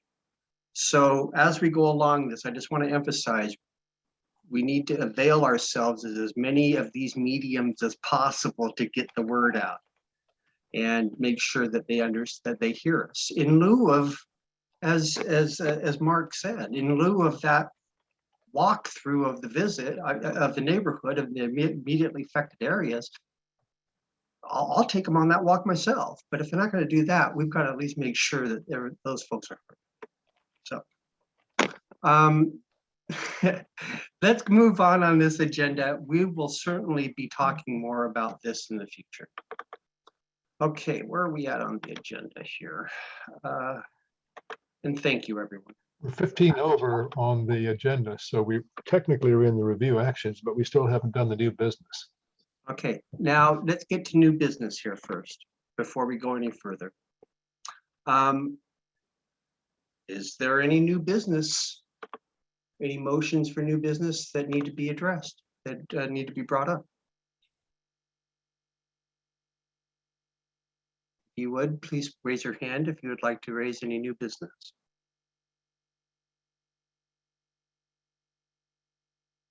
I don't see any hands raised. That being the case, I believe that we do have one. Okay, there we go. Robert and Karen. Okay. I thought I could sneak out of here without any new motions. Okay, go ahead. Oh, you're on mute. You're on mute, Karen. There you go. I can hear you now. Okay, sorry about that. So Moses, I'm not familiar with the way this works. I was going to make a motion, and is this the time to do that? Yes, it is. And Okay. yes, it is. All right, so I'm just going to read my motion. Believe me, you'd rather for me to do it that way. So here we go. On December 8th, 2021, the Portland City Council voted to accept and match a grant of $4.5 million under Ordinance 190622 to fund an all-hazard emergency management program and a grant over $3 million to enhance emergency preparedness through planning, training, and equipping of emergency responders under Ordinance 190621. On July 18th, 2012, the City Council approved to convert the Sears Armory Reserve to a Westside Emergency Preparedness Center to serve as an emergency response and staging area. The Emergency Center is still not fully functional due to a lack of funding, but this funding is now available under these two ordinances, and we need to act quickly to secure these funds. The Emergency Center is to serve not only Multnomah neighborhood, but the entire West Side. To not fully implement the Sears Emergency Center could potentially render the city incapable of assisting hundreds of people in a disaster. Especially hard hit would be areas in Southwest Portland that are high equity with vulnerable folks of low and subsidized income, people of color, and various ethnicity who could potentially become homeless and in harm's way after a disaster. While we watch this disaster in Kentucky unfold, we are reminded that no one can predict a disaster, and we cannot put off funding a fully functional West Side emergency shelter any longer. I move or motion that MNA act on the behalf of Multnomah neighborhood and to solicit the aid from Sweeney to request that funds from ordinances 190621 and 190622 be allocated and utilized to make the Sears Westside Emergency Response Center fully functional as a staging area for preparedness in case of a natural disaster or terrorism, and to fight to assure that these funds are secured for that purpose. Okay. With motions, they usually require an opportunity to have some, but they require some opportunity to have some discussion, of course, during this. Okay, keeping it immediate here. It would be really better. We would want to, with considering the effect and the ramifications of your measure, there would be a thought that we would want to substantiate this and give opportunity to the members to be able to study the benefits and or the risks of this measure prior to having a vote. I just say that, I'm not making a ruling. Now, I'm happy to entertain this motion if there is a second. If someone seconds your motion. Murphy Terrell, I second. Okay, so we've got a second here now. Okay, great. This means now we can have discussion. Now, to make this discussion on this measure appropriate and fair, we've got to somewhat limit it. We're going to go pro, con. Okay. And in a best case scenario, we're going to have 2 pros and 2 cons, and then we're going to have a vote. Okay. All right. I see Frank. The motion needs to be posted and written somewhere where we can read it. That's in your rules. That is true. Karen, can you copy and paste your motion into the chat window? I can't, but I can do it, but it will take a few moments. Okay, that's one way that we can do it. The other way is that we can screen share it. The other way is that we can give ample notice of this motion to be considered in the next meeting and accompanied lots of information for members to review. So those are kind of the options that we have here. As far, you know what I'm saying, we can go forward. I don't have a challenge with that, Okay. but, and we can, of course, we're at the discussion part of it now, so we should start that part of it. Okay. But Frank makes a very valid point. We have 70 people on this call, and we can't read the motion. We can't review it. And so that may affect the outcome. You see my challenge here with that? I totally get it. Would you like for me to read it again? Just the motion part? Yes, please. Okay, so and then, here we and go then again. and then we need to get into the discussion of this because I know I have I'll do another it motion quickly. after this. Okay, very It's good. just the last part of it. So Okay, very the good. motion is as stated. I motion that MNA act on the behalf of Multnomah neighborhood and to solicit the aid from Sweeney to request the funds from ordinances 190621 and 190622 be allocated and utilized to make the Sears Westside Emergency Response Center fully functional as a staging area for preparedness in case of a natural disaster or terrorism, and to fight to assure that these funds are secured for that purpose. Okay. So once everybody has heard the motion repeated, I want to get into discussion. Now, for discussion, we have, I have to go in order pro con back and forth. Okay. So if right now, let's start with James, is your hand is up. Did you want to make a pro or a con comment on the motion? James Peterson. I was trying to raise my hand because I have a motion and that's why I raised my hand. Oh, I see. Okay, I'm going to go ahead and lower your hand, and then when we're finished with this motion, we'll get around. We'll do yours, sir. Okay. I show Murphy Terrell. Yes. With her hand up. Thank you. I support the motion, but not as is. And so I do think that we should consider and table for discussion for our next meeting. Thank you. And my as is, if you'll allow me, Karen and Robert, is to say, but not limited to. Because there's a lot of things that have to go on with the Sears building. It has to be ADA upgraded and et cetera, et cetera. It's not just a simple, let's fill it full of Band-Aids situation. And I'd be very happy to talk with you about it anytime you wish. I've been playing with this for 15 years now. Okay, bye. Thank you very much, Murphy. And we may take you up on that if the decision is made by the person that has made the motion to table this until next month. But as it stands right now, we're going pro-con. So next up, that was in favor of it. So is there someone, if you're against this motion, please wave your hand and I can see you.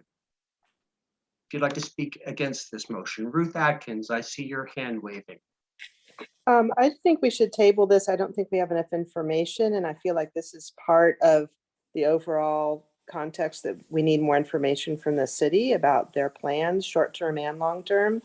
So I just don't feel like we have enough information to vote on that tonight. I appreciate folks raising this, but I think we need to wait and get more info. Thank you. Thank you very much. Okay. In favor of the motion, I know Brooke, are you in favor? Hi, Moses. I am in favor of the motion because what it sounds to me like Robert and Karen are asking for is that the city use that facility as it is intended to be used.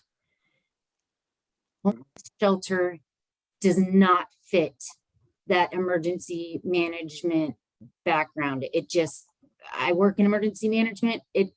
To say that an emergency shelter is an emergency operations location, that's totally not accurate. So I am in favor. I would second this, that it be used as it was intended to be used. Very good. Thank you, Brooke.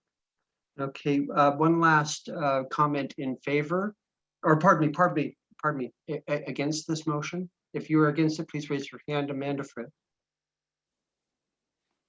So I would like information about what these ordinances say, what the limits of the use of the funds should be. I'd like to hear from the Director of Emergency Management to find out what the long-term plans for the facility are. It's been, I mean, that was why we got the facility from the federal government, is to use it. So that's clearly it.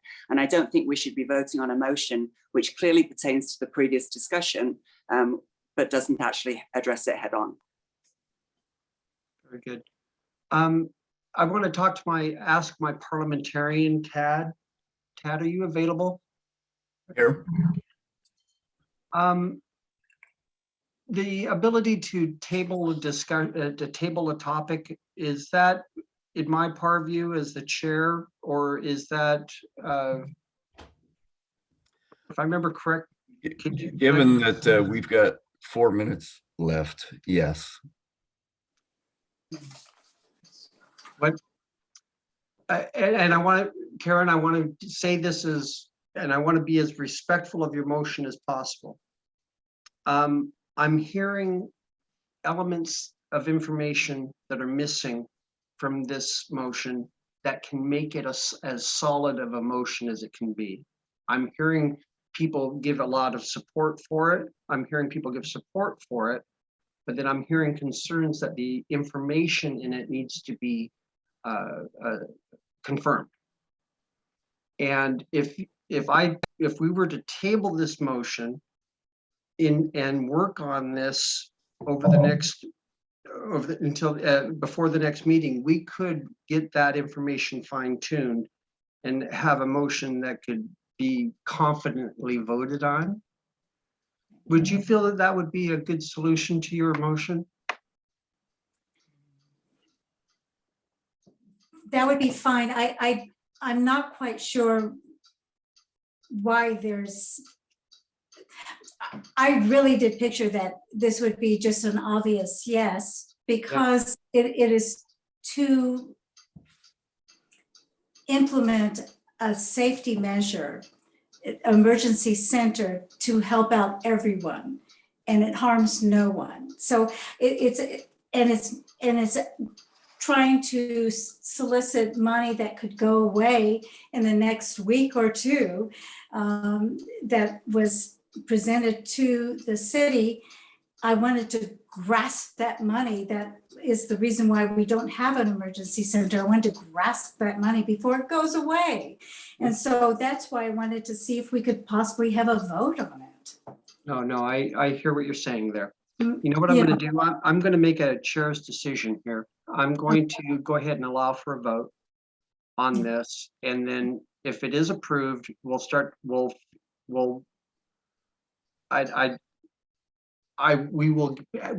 that and work with it. Okay. Take that and work with it, okay, before it is actually submitted to the city.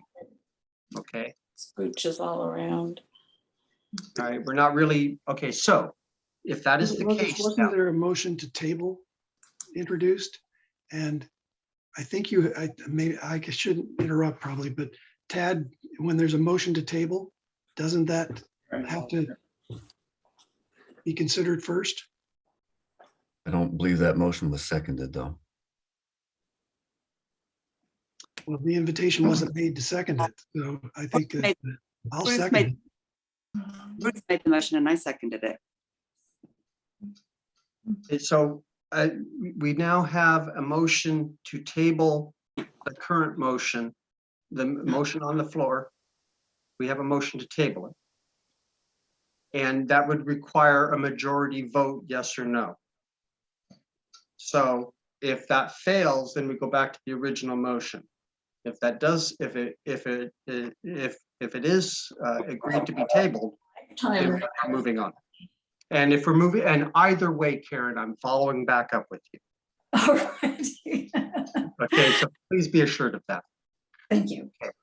So right now, members of the Multnomah residents, we're voting on a motion to table the current motion, the motion that was made by Robin and Karen, and to table it until next meeting.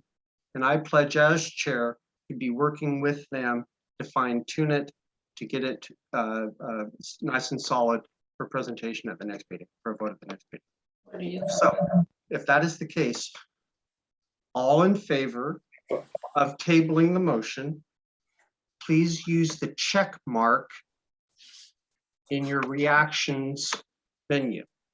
If you are in favor of it, of tabling it. If you are against tabling it, use the X. And that would be under reactions and under more. If you don't want to table it. What to do? Well, yes is the check mark. No is the X mark, the red X mark. Yes means we're going to table it. No means we're not tabling it.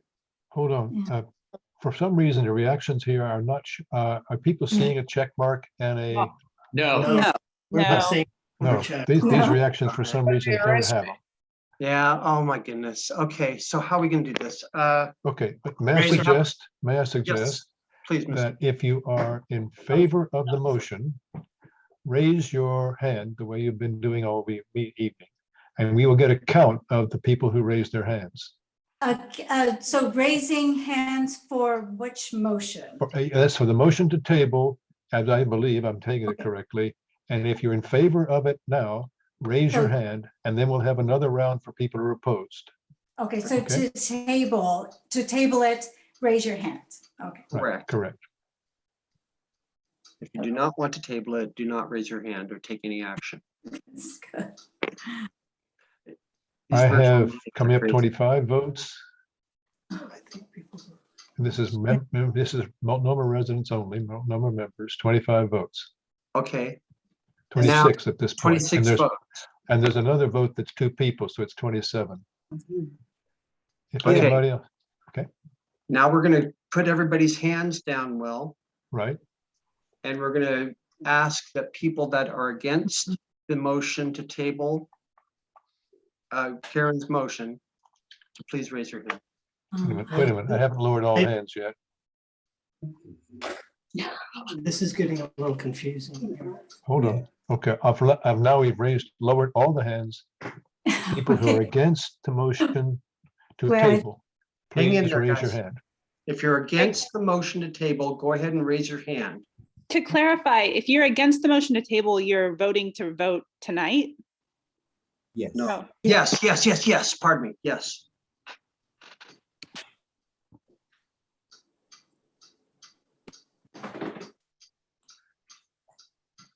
I don't see any reason. I see 24 hands. Is there anyone voting with two people? We are. We are. Okay, that's make it 25. And Yes, Mike I makes am. it 26. Me. Diana and I are. Adam and Paige. We Eileen, went down to Comrade. 23 for some reason. I'm not sure why the vote changed there.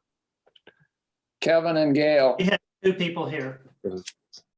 Okay, we're getting several two people votes, so we're it looking like, well, for some reason, the count keeps changing. So if anyone is lowering your hand, hang on to it. We have 26 units counted. We are two And- people. And two, 1, 2. We're two people. 3, 4. This is voting to not table. I have 30 at this point, and I'm counting on 2 count votes, 26 plus the 4 extra votes.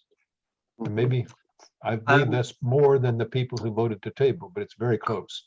Now, I'm going to make a chair's decision and say that the people voting against tabling are the majority. And now I'm going to bring a motion, the original motion that Karen made, back to the table for us to take a vote on.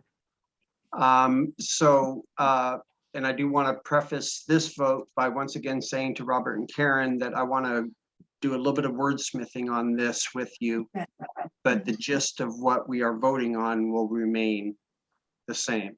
Okay, so now we're having a vote. Yes, do you approve of the motion, or no, do you not approve of the motion? So you've closed discussion? Points of information. If the motion has to be written and it's not written, then you It's not can't vote. written. Yeah. It is written and it was provided to Moses before the meeting. Moses, are you able to post it yourself? I can post it if you'd like. I have it. We'll post it. All right, are we moved on to Jim's motion at this point? Okay, let me. No, actually, we Hold on. haven't, we were just about to take a vote on Yes, that's what I Karen's thought. original motion. That's what I thought, the original And- motion. Mhm. And before we made that vote, a point of personal privilege was made by Amanda Fritz and then also by Frank to point out that inconsistencies in what we were doing. We weren't sure where we were at. Yes, But we are on the vote right now for the motion.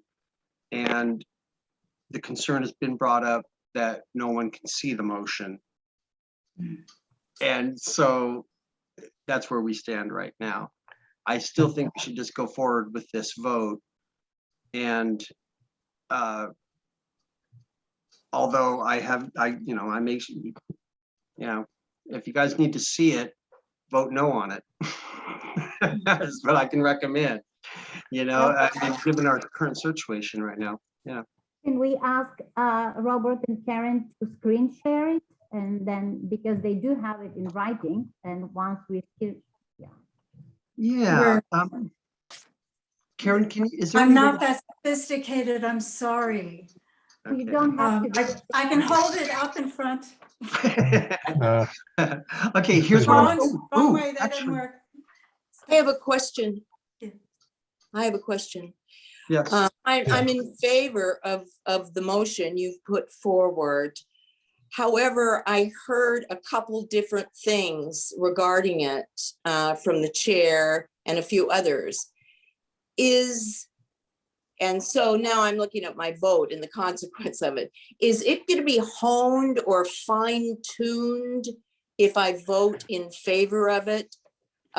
Or is it an as is? It will be fine tuned. It must be fine tuned. Because There- according to this December 1st Portland Tribune article, there was a plan in place as early as 2011 and 2013. And that was put on hold. It was that what I mentioned originally. I mean, if this article is true, I'm curious about what that plan actually said and why did that plan get dropped? And it was to move that heavy equipment in line with her proposal for emergency preparedness. I mean, I want to be informed about that in more detail. No, and Cheryl, quite honestly, you should have voted you should have voted in favor of tabling the motion, because that's why we had wanted to table the motion, so that we could get more information to Well, folks I about the haven't- situation. Yeah. I mean, I'm just being honest. I mean, we May- had an opportunity to vet this, like what you're suggesting, May I and we inter- had that vote. May I interject, Ron Moses? Because Yeah, at sure. this point, I'm not sure this motion is time sensitive at this point. Jim Peterson has a motion that I believe is time sensitive. Could we, and this confusion around the vote process makes the whole thing for me a bit awkward to make a decision on this. If we could postpone the whole discussion of this one and bring it back at our next meeting, fine-tuned and written, that would be helpful to everyone. But have our parliamentarian, Pat, what would you recommend? Well, and the only way that we can do that is if the motion is withdrawn by the submittant. Okay, Yeah, sorry, I feel like this time is of the essence here because there's funding that was proposed and I'm afraid that funding's going to be grabbed for other purposes and it needs to be utilized for this. Okay. So I'd like good. We do, to go through with a vote if that's possible. I know we were in the middle of a vote. We did have a vote. We were in the process of taking an up or down vote on this motion. And the question was asked about having the text, and we've gone down a little bit of a rabbit hole because of that. What I would like to do is to try to resolve this by just having the vote. And then I can just pledge to everybody, including the author of this motion, that we're going to be fine tuning this and supplying it back to and making sure that the general membership will see it before it goes out to the field, before it goes out. As What far is as that- yeah. What is So the, I'm sorry, we don't have any more discussion allotted for this particular motion. We had discussion previously. We're having a vote right now. So, Mr. Chairman? Yes, sir. Yeah, what you're describing as far as the fine tuning is referring this motion to a committee. Technically, yes. Which requires a motion.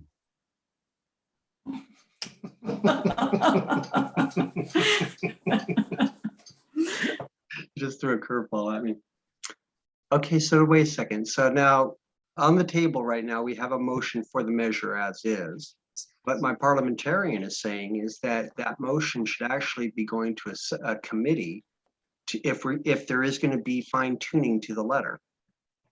Okay, and I think that we all agree it does need some fine tuning as far as, do we agree on that? I don't agree. I don't agree. Don't agree. I Okay. thought I- Pretty darn good letter. Yeah, I think it's fine. okay. Okay, is the authors of this motion receptive to having it go to a subcommittee at all, or do you feel? Have a vote. Okay, There's- okay, so we're back to the motion on the table. We're back here, okay? And so, May I speak to the mechanics of the vote so it's not so confusing, if I may? And I don't hope to confuse it anymore. I'm sorry about this. The glitch with not having the way we're going to vote for everyone turned out to be a problem. If we vote by raising hands, we do it in several rounds of vote, one at a time. The first round would be to vote in favor of the motion. Okay, the substantive motion as it stands, as I understand. Is that correct? Okay. There is a situation where The residents who vote are individual, not households, as I understand it. But I may be wrong about our bylaws. It's a person who lives there, and which means a couple has 2 votes. Am I correct on that, or am I missing it, Ted? Bylaws. Which means after we've had a count of the hands for in favor, we have to have a second count of the hands that had 2 people. Okay, so you take, let's say 30 voted in favor in the first round, 6 of them were couples. You do another round where the 6 raised their hands and we have a total of 36 individuals. Is that clear? I'll be clear on that. Okay, and then we do the same thing for a round of voting against the motion.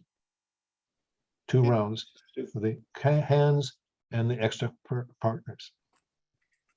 So, yeah, that makes sense. Okay, so getting on with the vote then, we have, first off, we're going to be voting those that want to vote in favor of it, that are individual votes. No, including the 1 partner for the couple. Okay. Please use the raise hand button. Let me lower all hands first, if you would. I'm going to lower all hands and then we'll get back to it. Okay. Okay, begin. Okay, now we're at 0. Now go, if you're in favor of this, raise your hand.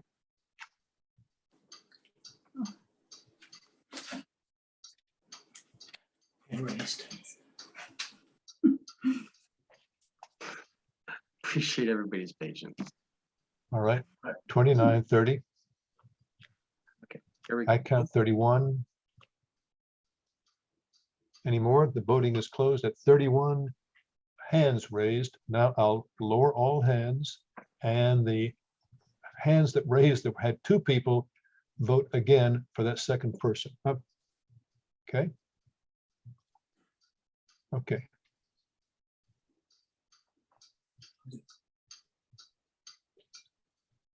I have 14 that had 2 people in the group. Or 13 that had 2 people in the group. All right, so I had 13 more votes to the 31 we had before, which was the individual windows. 31 plus 13, I came up with 44 votes in favor of the motion. And that is a simple majority right there. So I'm going to, I respect the no votes on this, but we have a majority, so this motion passes. Next up, we have Frank raising your hand. With all due respect, I don't think that's quite fair when you don't know necessarily how many 2-party households there are among the no voters. I think it's kind of becomes important to do a count. Yep. Take that long. Okay. Jim pulled out for a sec. A final vote for the noes. I agree with you on that. I was just trying to expedite things. I wasn't trying to exclude anyone. So if you're not in favor of that, please go ahead and raise your hand now.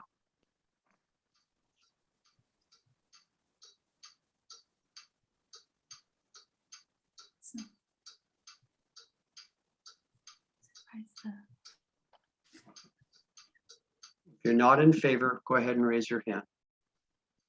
Okay. I have 13 hands and 1 thumbs up, but I'm not sure what the thumbs up. So I have 13 votes no by window. Okay. Anything? Now I'm going to lower all hands. Those who had 2 people in the vote, 1 vote one more time for the second person.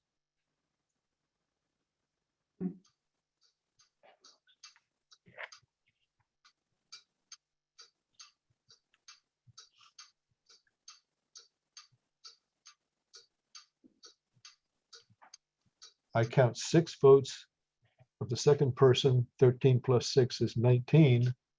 No. Perfect. If this was a 2/3 vote, it wouldn't have passed. But it is a majority vote, so it does pass. So the motion passes. Yes, it does. All right. And are there any other, Rick, Any other motions? No, wait a second. I've got to take this in order. These are inquiries. So first, Robin and Peter. You're on mute. No, we forgot to lower hands. Oh, gotcha. Okay. Jay, did you want to speak? Did you have a comment, Jay and Elizabeth? Or is it just your hand is up? Okay. I'm going to go ahead and lower your hand. And then Mr. Peterson. Go ahead, Jim. My name is Jim Peterson, and the city hasn't been following their own rules when they adopted the Safe Rest Villages. They amended Title 33.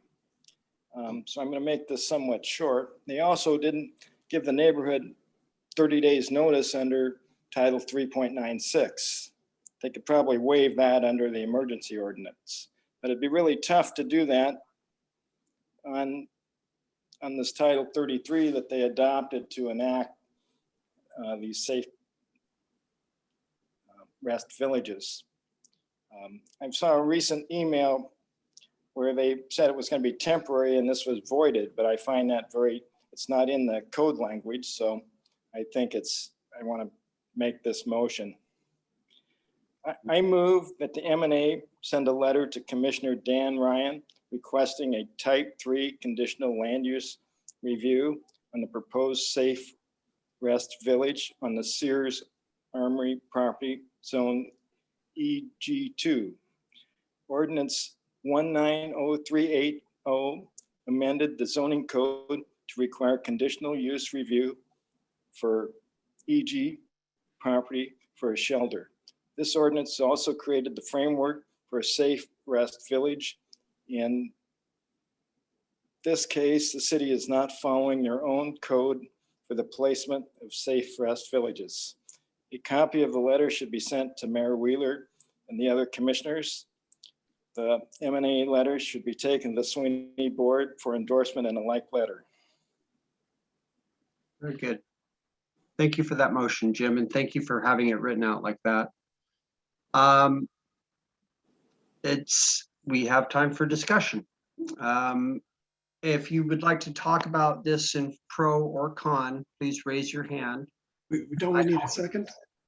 Oh, pardon me, gosh.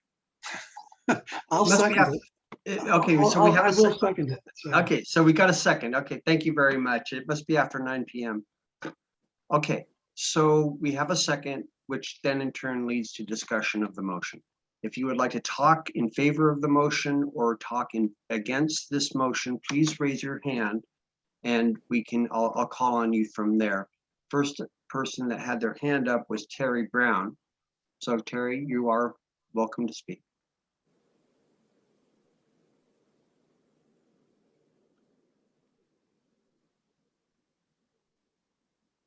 Terry, did I catch that you wanted to speak on this topic?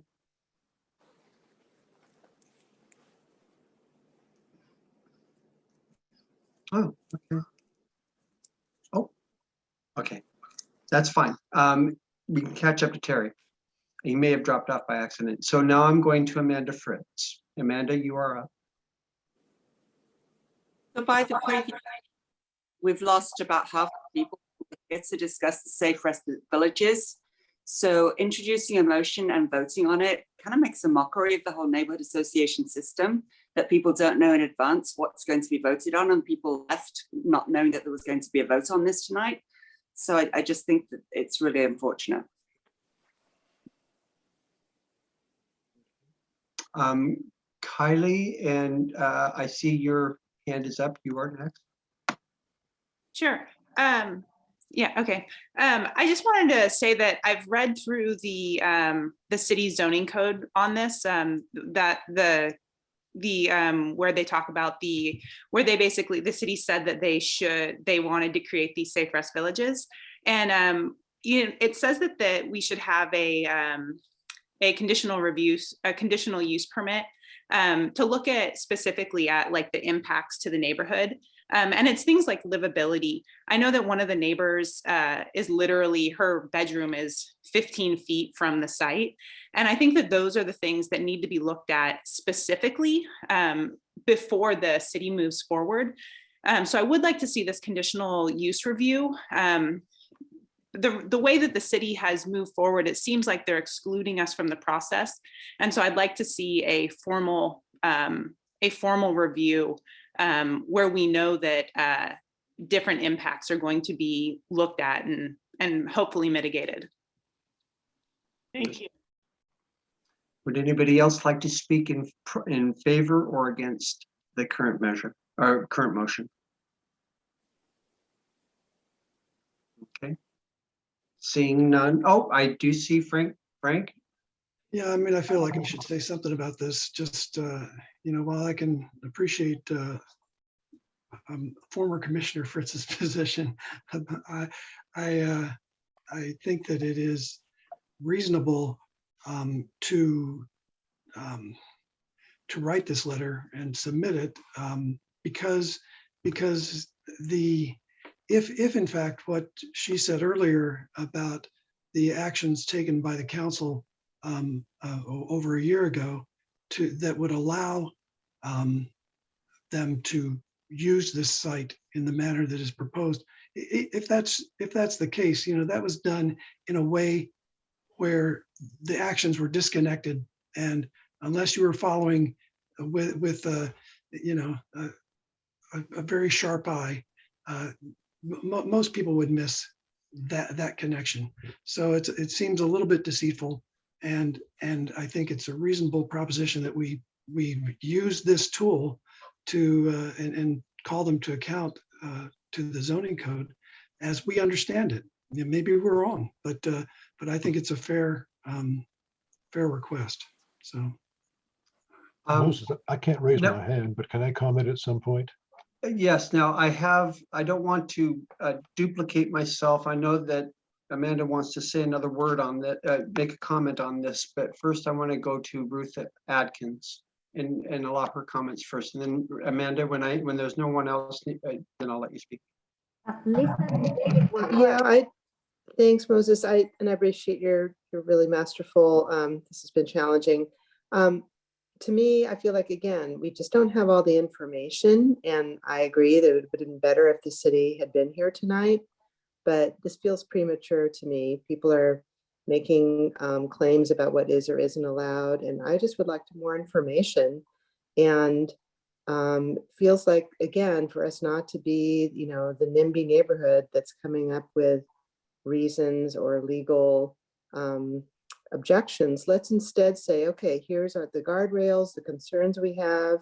Let's work through them. Let's try to find solutions, and let's get all the information and take the time to be fully informed and work with the city and the partners on this. That's my perspective. Thank you. Thank you very much. Okay, I am showing, at least with hands, I'm showing Mr. Fuller, I'm showing Will, and I'm showing Amanda. Will, are you speaking in favor or in opposition? And my hand's up. Oh, Lisa, apologies. Let me get to you right now then, actually. Are you speaking in favor or against? I am, and I just want to say that my husband mentioned to me that we get letters about construction. We got letters about what was going in the parking lot across the street. There seems to be a lot of transparency about things that are not going to be controversial. We got no letters. We got no information about this going through. And I think Frank's right. Unless you're on the City of Oregon website and you're sleuthing through all this stuff, those of us that work full-time plus full-time, we don't have a lot of time to spend on the City of Portland website researching all the happenings all the time. So the lack of transparency, we need more information. There should be the proper due diligence, and I wholeheartedly support this motion. Wonderful. And the idea to have a letter sent. Thank you very much, Lisa. And now that we've had that comment, I'd like to go back to Amanda Fritz, please. So I agree. Moses, great job in chairing this meeting on a very controversial issue, which obviously everybody cares a lot about. So thank you for doing that. My iPad is about to die. So if I disappear, it's not that I'm leaving, it's because my iPad is leaving. I just wanted to say when the zoning code was adopted, you may have seen news that all the discussion was about camping in parks and shelters in parks. So there was a huge advocacy group around Gabriel Park that was able to get some language into the zoning code. And the ordinance said that none of the zoning code counts during a housing emergency. So yes, if there wasn't the housing emergency, then the conditional use would be applied. But I believe that with the housing emergency, they get to do whatever they want. But it wouldn't be, I mean, you can ask, but I think that's the answer. Yeah. All right, very good. Thank you, Amanda. Okay, so we've heard the pro, we've heard the con against this measure.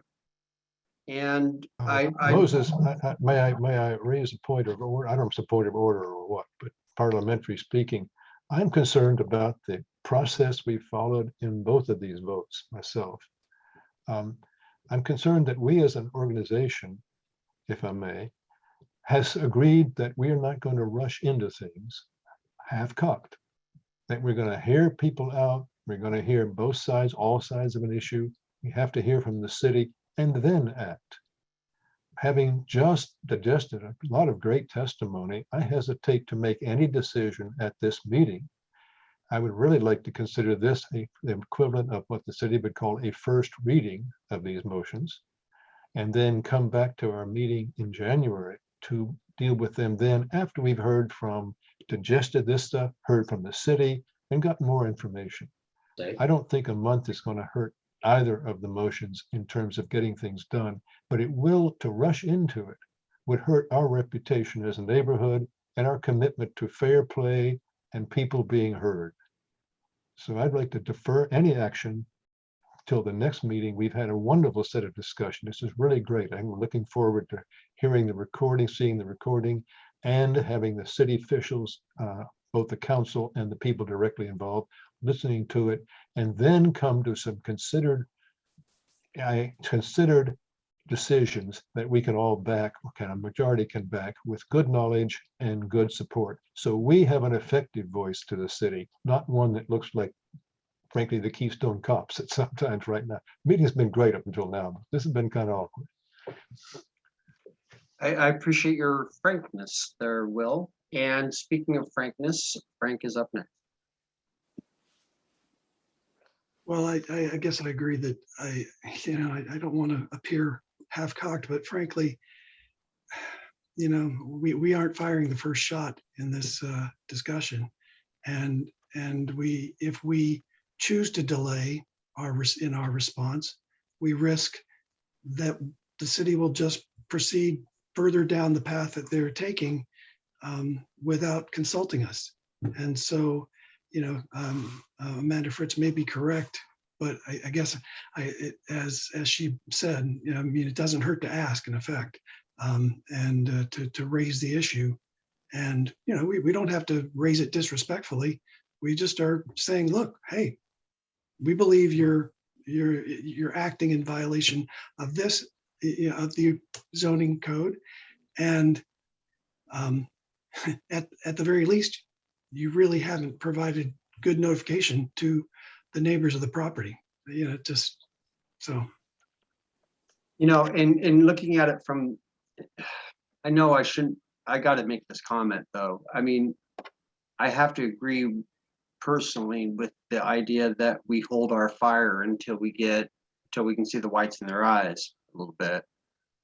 The challenge, but then, I see the merit behind this request. I see the merit behind what the previous motion made, and I want to make sure that, action steps can be taken. Now, are they productive action steps? We'll find out. Hey, Moses. Yeah. I'm sorry to interrupt. One of the biggest questions we have is on the timeline. We don't have any information about whether this is going in January or whether it's going in July. We have, the city like the city is being so avoidant on that, like really key, very important piece of information. And so we don't know, like, I think that you guys are all making great points that we shouldn't do something, you know, half cocked, but we also don't know what kind of timeline we're working with. They've kind of forced our hand, it feels. Valid point. I need to get back over here to Robin and Peter real because they've been waiting for a little while. And then Simon, you're on deck, and Adam, you're next after that. Go ahead, Robin.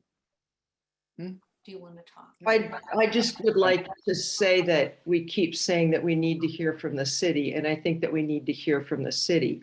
If we can get a city representative here for the next meeting and actually ask these questions directly and have them hear from people directly, I think that'd be really helpful.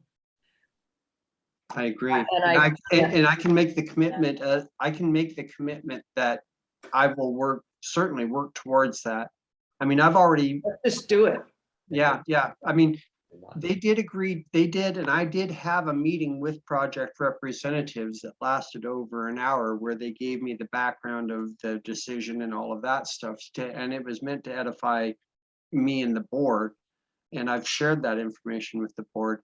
But you know, we have not had a public discussion with the city. And that has created an atmosphere of distrust and wondering, you know, I feel that. But I would like enough personal opinion, pardon me, go ahead. I just want to say one more thing. I would like to think that I live in a neighborhood where people want to try to be part of a solution to a problem. It is a crisis throughout our city in every neighborhood. Amen. Thank Amen. you. Very good. Okay, I'm going to limit.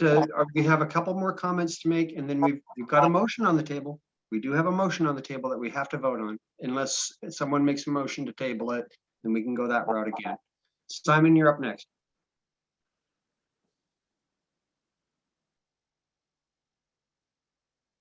Sorry about that. Can you hear me?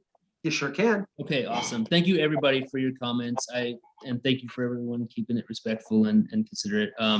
I do want to say though that a lot of the complaints today are centered around the fact that the city hasn't given us enough notice about what's going to be going on in our community.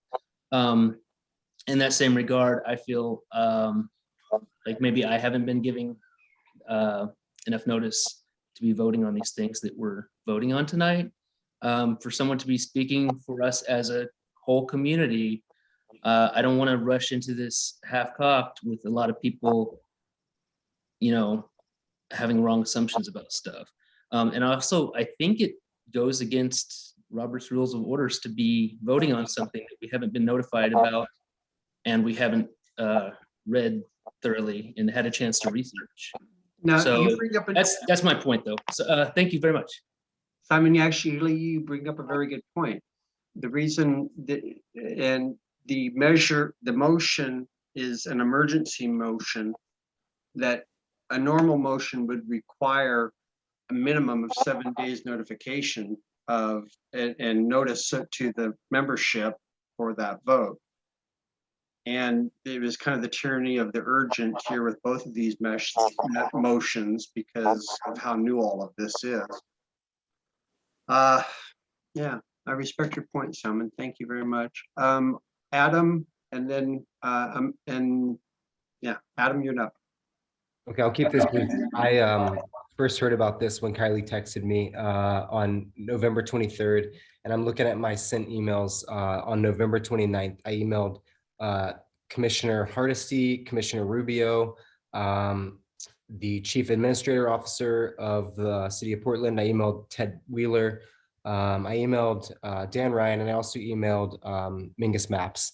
And I have heard back from none of them. I've heard back from the office of Dan Ryan through the Safe Rest Village organization. I heard back from a couple of their individuals.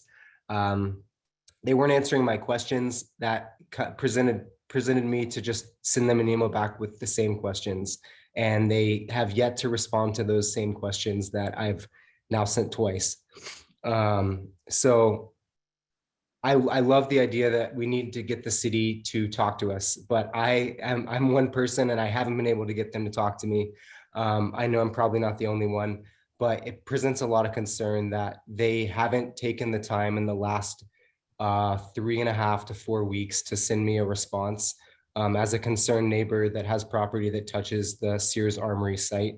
And then I also want to make one point. If we were having this discussion in a November meeting or an October meeting or any other time of the year, I think this wouldn't be as pressing, but because we're 2.5 weeks away from the end of the year and we're ending yearly budgets, I think that's Robert and Karen's concern right now, is that we act quickly because these funds will disappear or the city will reallocate them to another use. I see you're shaking your head, Amanda. That's yeah, maybe I'm wrong there. So I just think this is something that we need to act on quickly because money just gets tossed around into other areas. I've seen it happen in other cities. If it's not Portland, it's somewhere else. So yeah, that's all I want to say right now. Thank you. All right. I'm going to allow 2 more comments, and then we need to do something with this motion so we all can go and finish this meeting up. Kevin, please go ahead, sir.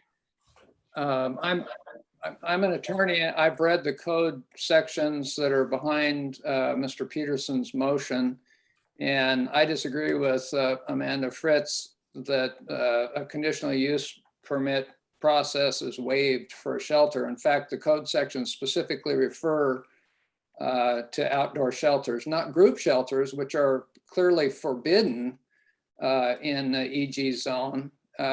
Outdoor shelters can be a conditional use or if they go through the process. So I disagree as a matter of law that that's a foregone conclusion that the city is entitled to do this. And let's keep in mind that what the motion is simply that the city have a process where they will engage with us. We haven't been successful in getting them to engage with us yet. And I drove by there today, and not only are there shelters, the prefab shelters, some of them stacked up there, but now they've strung a fence around inside. So Moses, your idea that we should wait till we see the whites of their eyes, I saw the whites of their eyes, and they're moving ahead and they're not engaging with us, and we should have a process where that's required. Very good, Kevin. Very good. Thank you. I just need to say, I used to work with Kevin and he's a really good attorney. Oh, yeah. And I appreciate him taking the time to come tonight. No, Kevin, we'll tap into you more often. I hope I see you again. You know, No, thank you. Okay, so now let me say this real quick. No, I'm going to back off. Amanda, you have the final word here, and then we go to a vote. Yes, so Kevin is correct, but the ordinance adopting it said that it's waived during a housing emergency, and I was absolutely furious about it. So because I opposed that that sentence. So I think that's why they can do it. I texted Commissioner Ryan, and he will be at one of the January meetings, and we'll work with you on that, Moses. You know, just give him a to do it. And I do think that we need to do things in an orderly manner that people have noticed and to, you know, get supporters or opponents in on the meeting, unlike half an hour after it's ended. Right. And one thing I will make a commitment to the crowd here tonight about, and that is, regardless of these motions are 2 separate things, 2 separate pathways that we are potentially taking to try to address this issue, right or wrong, you know, and that's up for debate. But what I will say is that in the future, I'm hearing from Amanda that if we enter into dialogue, we may be able to mitigate a lot of this. And I'm going to strive towards that as an option as your chair. But, you know, so I hear what you're saying, Amanda. I hear you, and I will work towards that. But at the same time, I've got to give folks that have valid arguments, and James is made of, you know, they need to prove us wrong. And if they do, great. All right, they address this James's issue. They don't, well, maybe he does have a point. So that's kind of the perspective I'm seeing this at. So, okay, we have a motion on the floor. James's motion. Can you repeat the gist of the motion for us, please, before we have a vote, James? The basic of it. You make a motion that. I move that the M&A send a letter to Commissioner Dan Ryan requesting a type 3 conditional use land use review on the proposed Safe Rest Village on the Sears Armory property zone EG2. The city ordinance 190380 amended the zoning code to require conditional use review for EG property for the shelter. This ordinance also created the framework, the Safe Rest Villages in the city, in case the city is not following their own code for the placement of the Safe Rest Villages. A copy of the letter should be sent to Mayor Wheeler and the other commissioners. The M&A letter should be taken to the Sweeney Board for endorsement in the like letter. I also reviewed the ordinance and I could not find an emergency clause. I'm not saying it's not there, it could be, but I spent a lot of time reading the ordinance. Very good. All right, folks, here's the motion. Second. Now, Will Fuller, are you here? Okay, we're gonna have to do this. Hold on, drop my share here before we get going, so we do the vote in an orderly fashion. Yes, sir. There's one person pointed out something that I had missed in the previous votes, where people have been manually raising their hands because they couldn't get their little machine hand to work. So make sure that we get the waved hands as well as the machine hands as best we can, given the mechanical circumstances. So at this point, I will make sure that all hands are lowered. And so, okay, there we go. Okay. okay, at this point, we're voting on Jim's motion, which was up on the screen. All in favor, raise their hands either with machine hands or personal, and they will have a second round in favor for the extra people on a screen. And then, of course, after that, we'll have a vote against. Keep those against. All right, I am counting, I counted 34 votes. Any more in favor and from the window? Okay, 34. Now I'm going to lower all hands. And Up. 35, there's a fifth.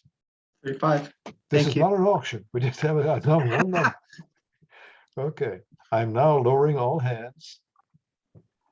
And those windows which had 2 people raise their vote again. And I don't see all the people, but if somebody is waving their hand manually, please unmute and say, hey, we're voting. All right. I see 13 more hands raised for the second person. So I come up with 47 votes in favor of Jim's motion for the type 3 land use review. Okay. Now we're going to reduce. Now we're going to put everybody's hands Should be down. 48. And we're going to. I show 35 and 13 for I 47. got a 14th showed up there. Is that okay? 13 it is. Okay, and now we're voting. Those that want to vote against this motion, please raise your hand. And this is a representative of single vote. Next, we'll do if you're.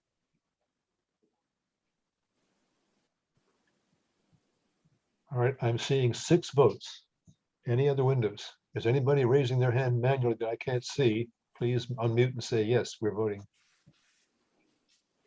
Not hearing anybody. There are 6 votes on the individual. What?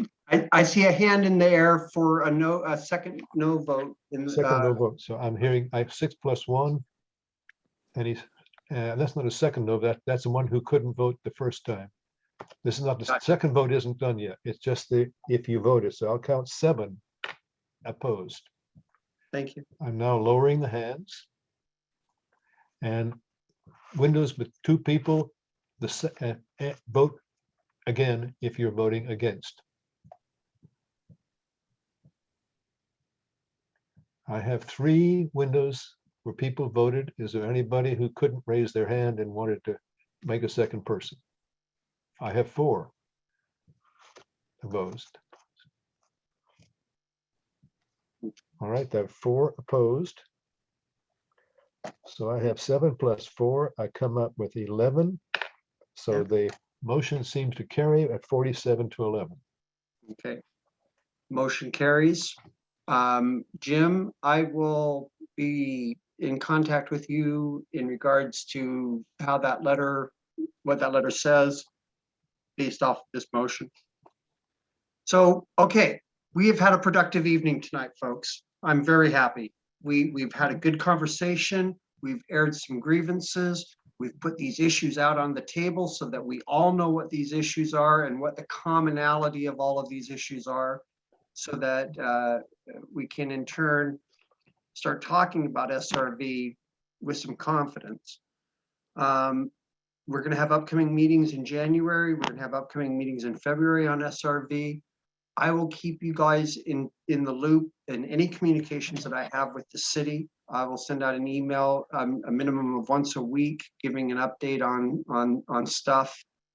And you know, and I just want to, in closing, I'm going to ask for I'm going to adjourn the meeting here because it's so late. You know, in this holiday season, I hope that we can remain grounded in those fundamental values of the season as we discuss this SRV project. And yeah, I'll leave it at that. But gosh, it has been wonderful to finally put names and faces together. And I look forward to helping you all work through this. And yeah, have a great holiday. Let's just have a good holiday. And we'll tackle this puppy later. Thank you. Good night.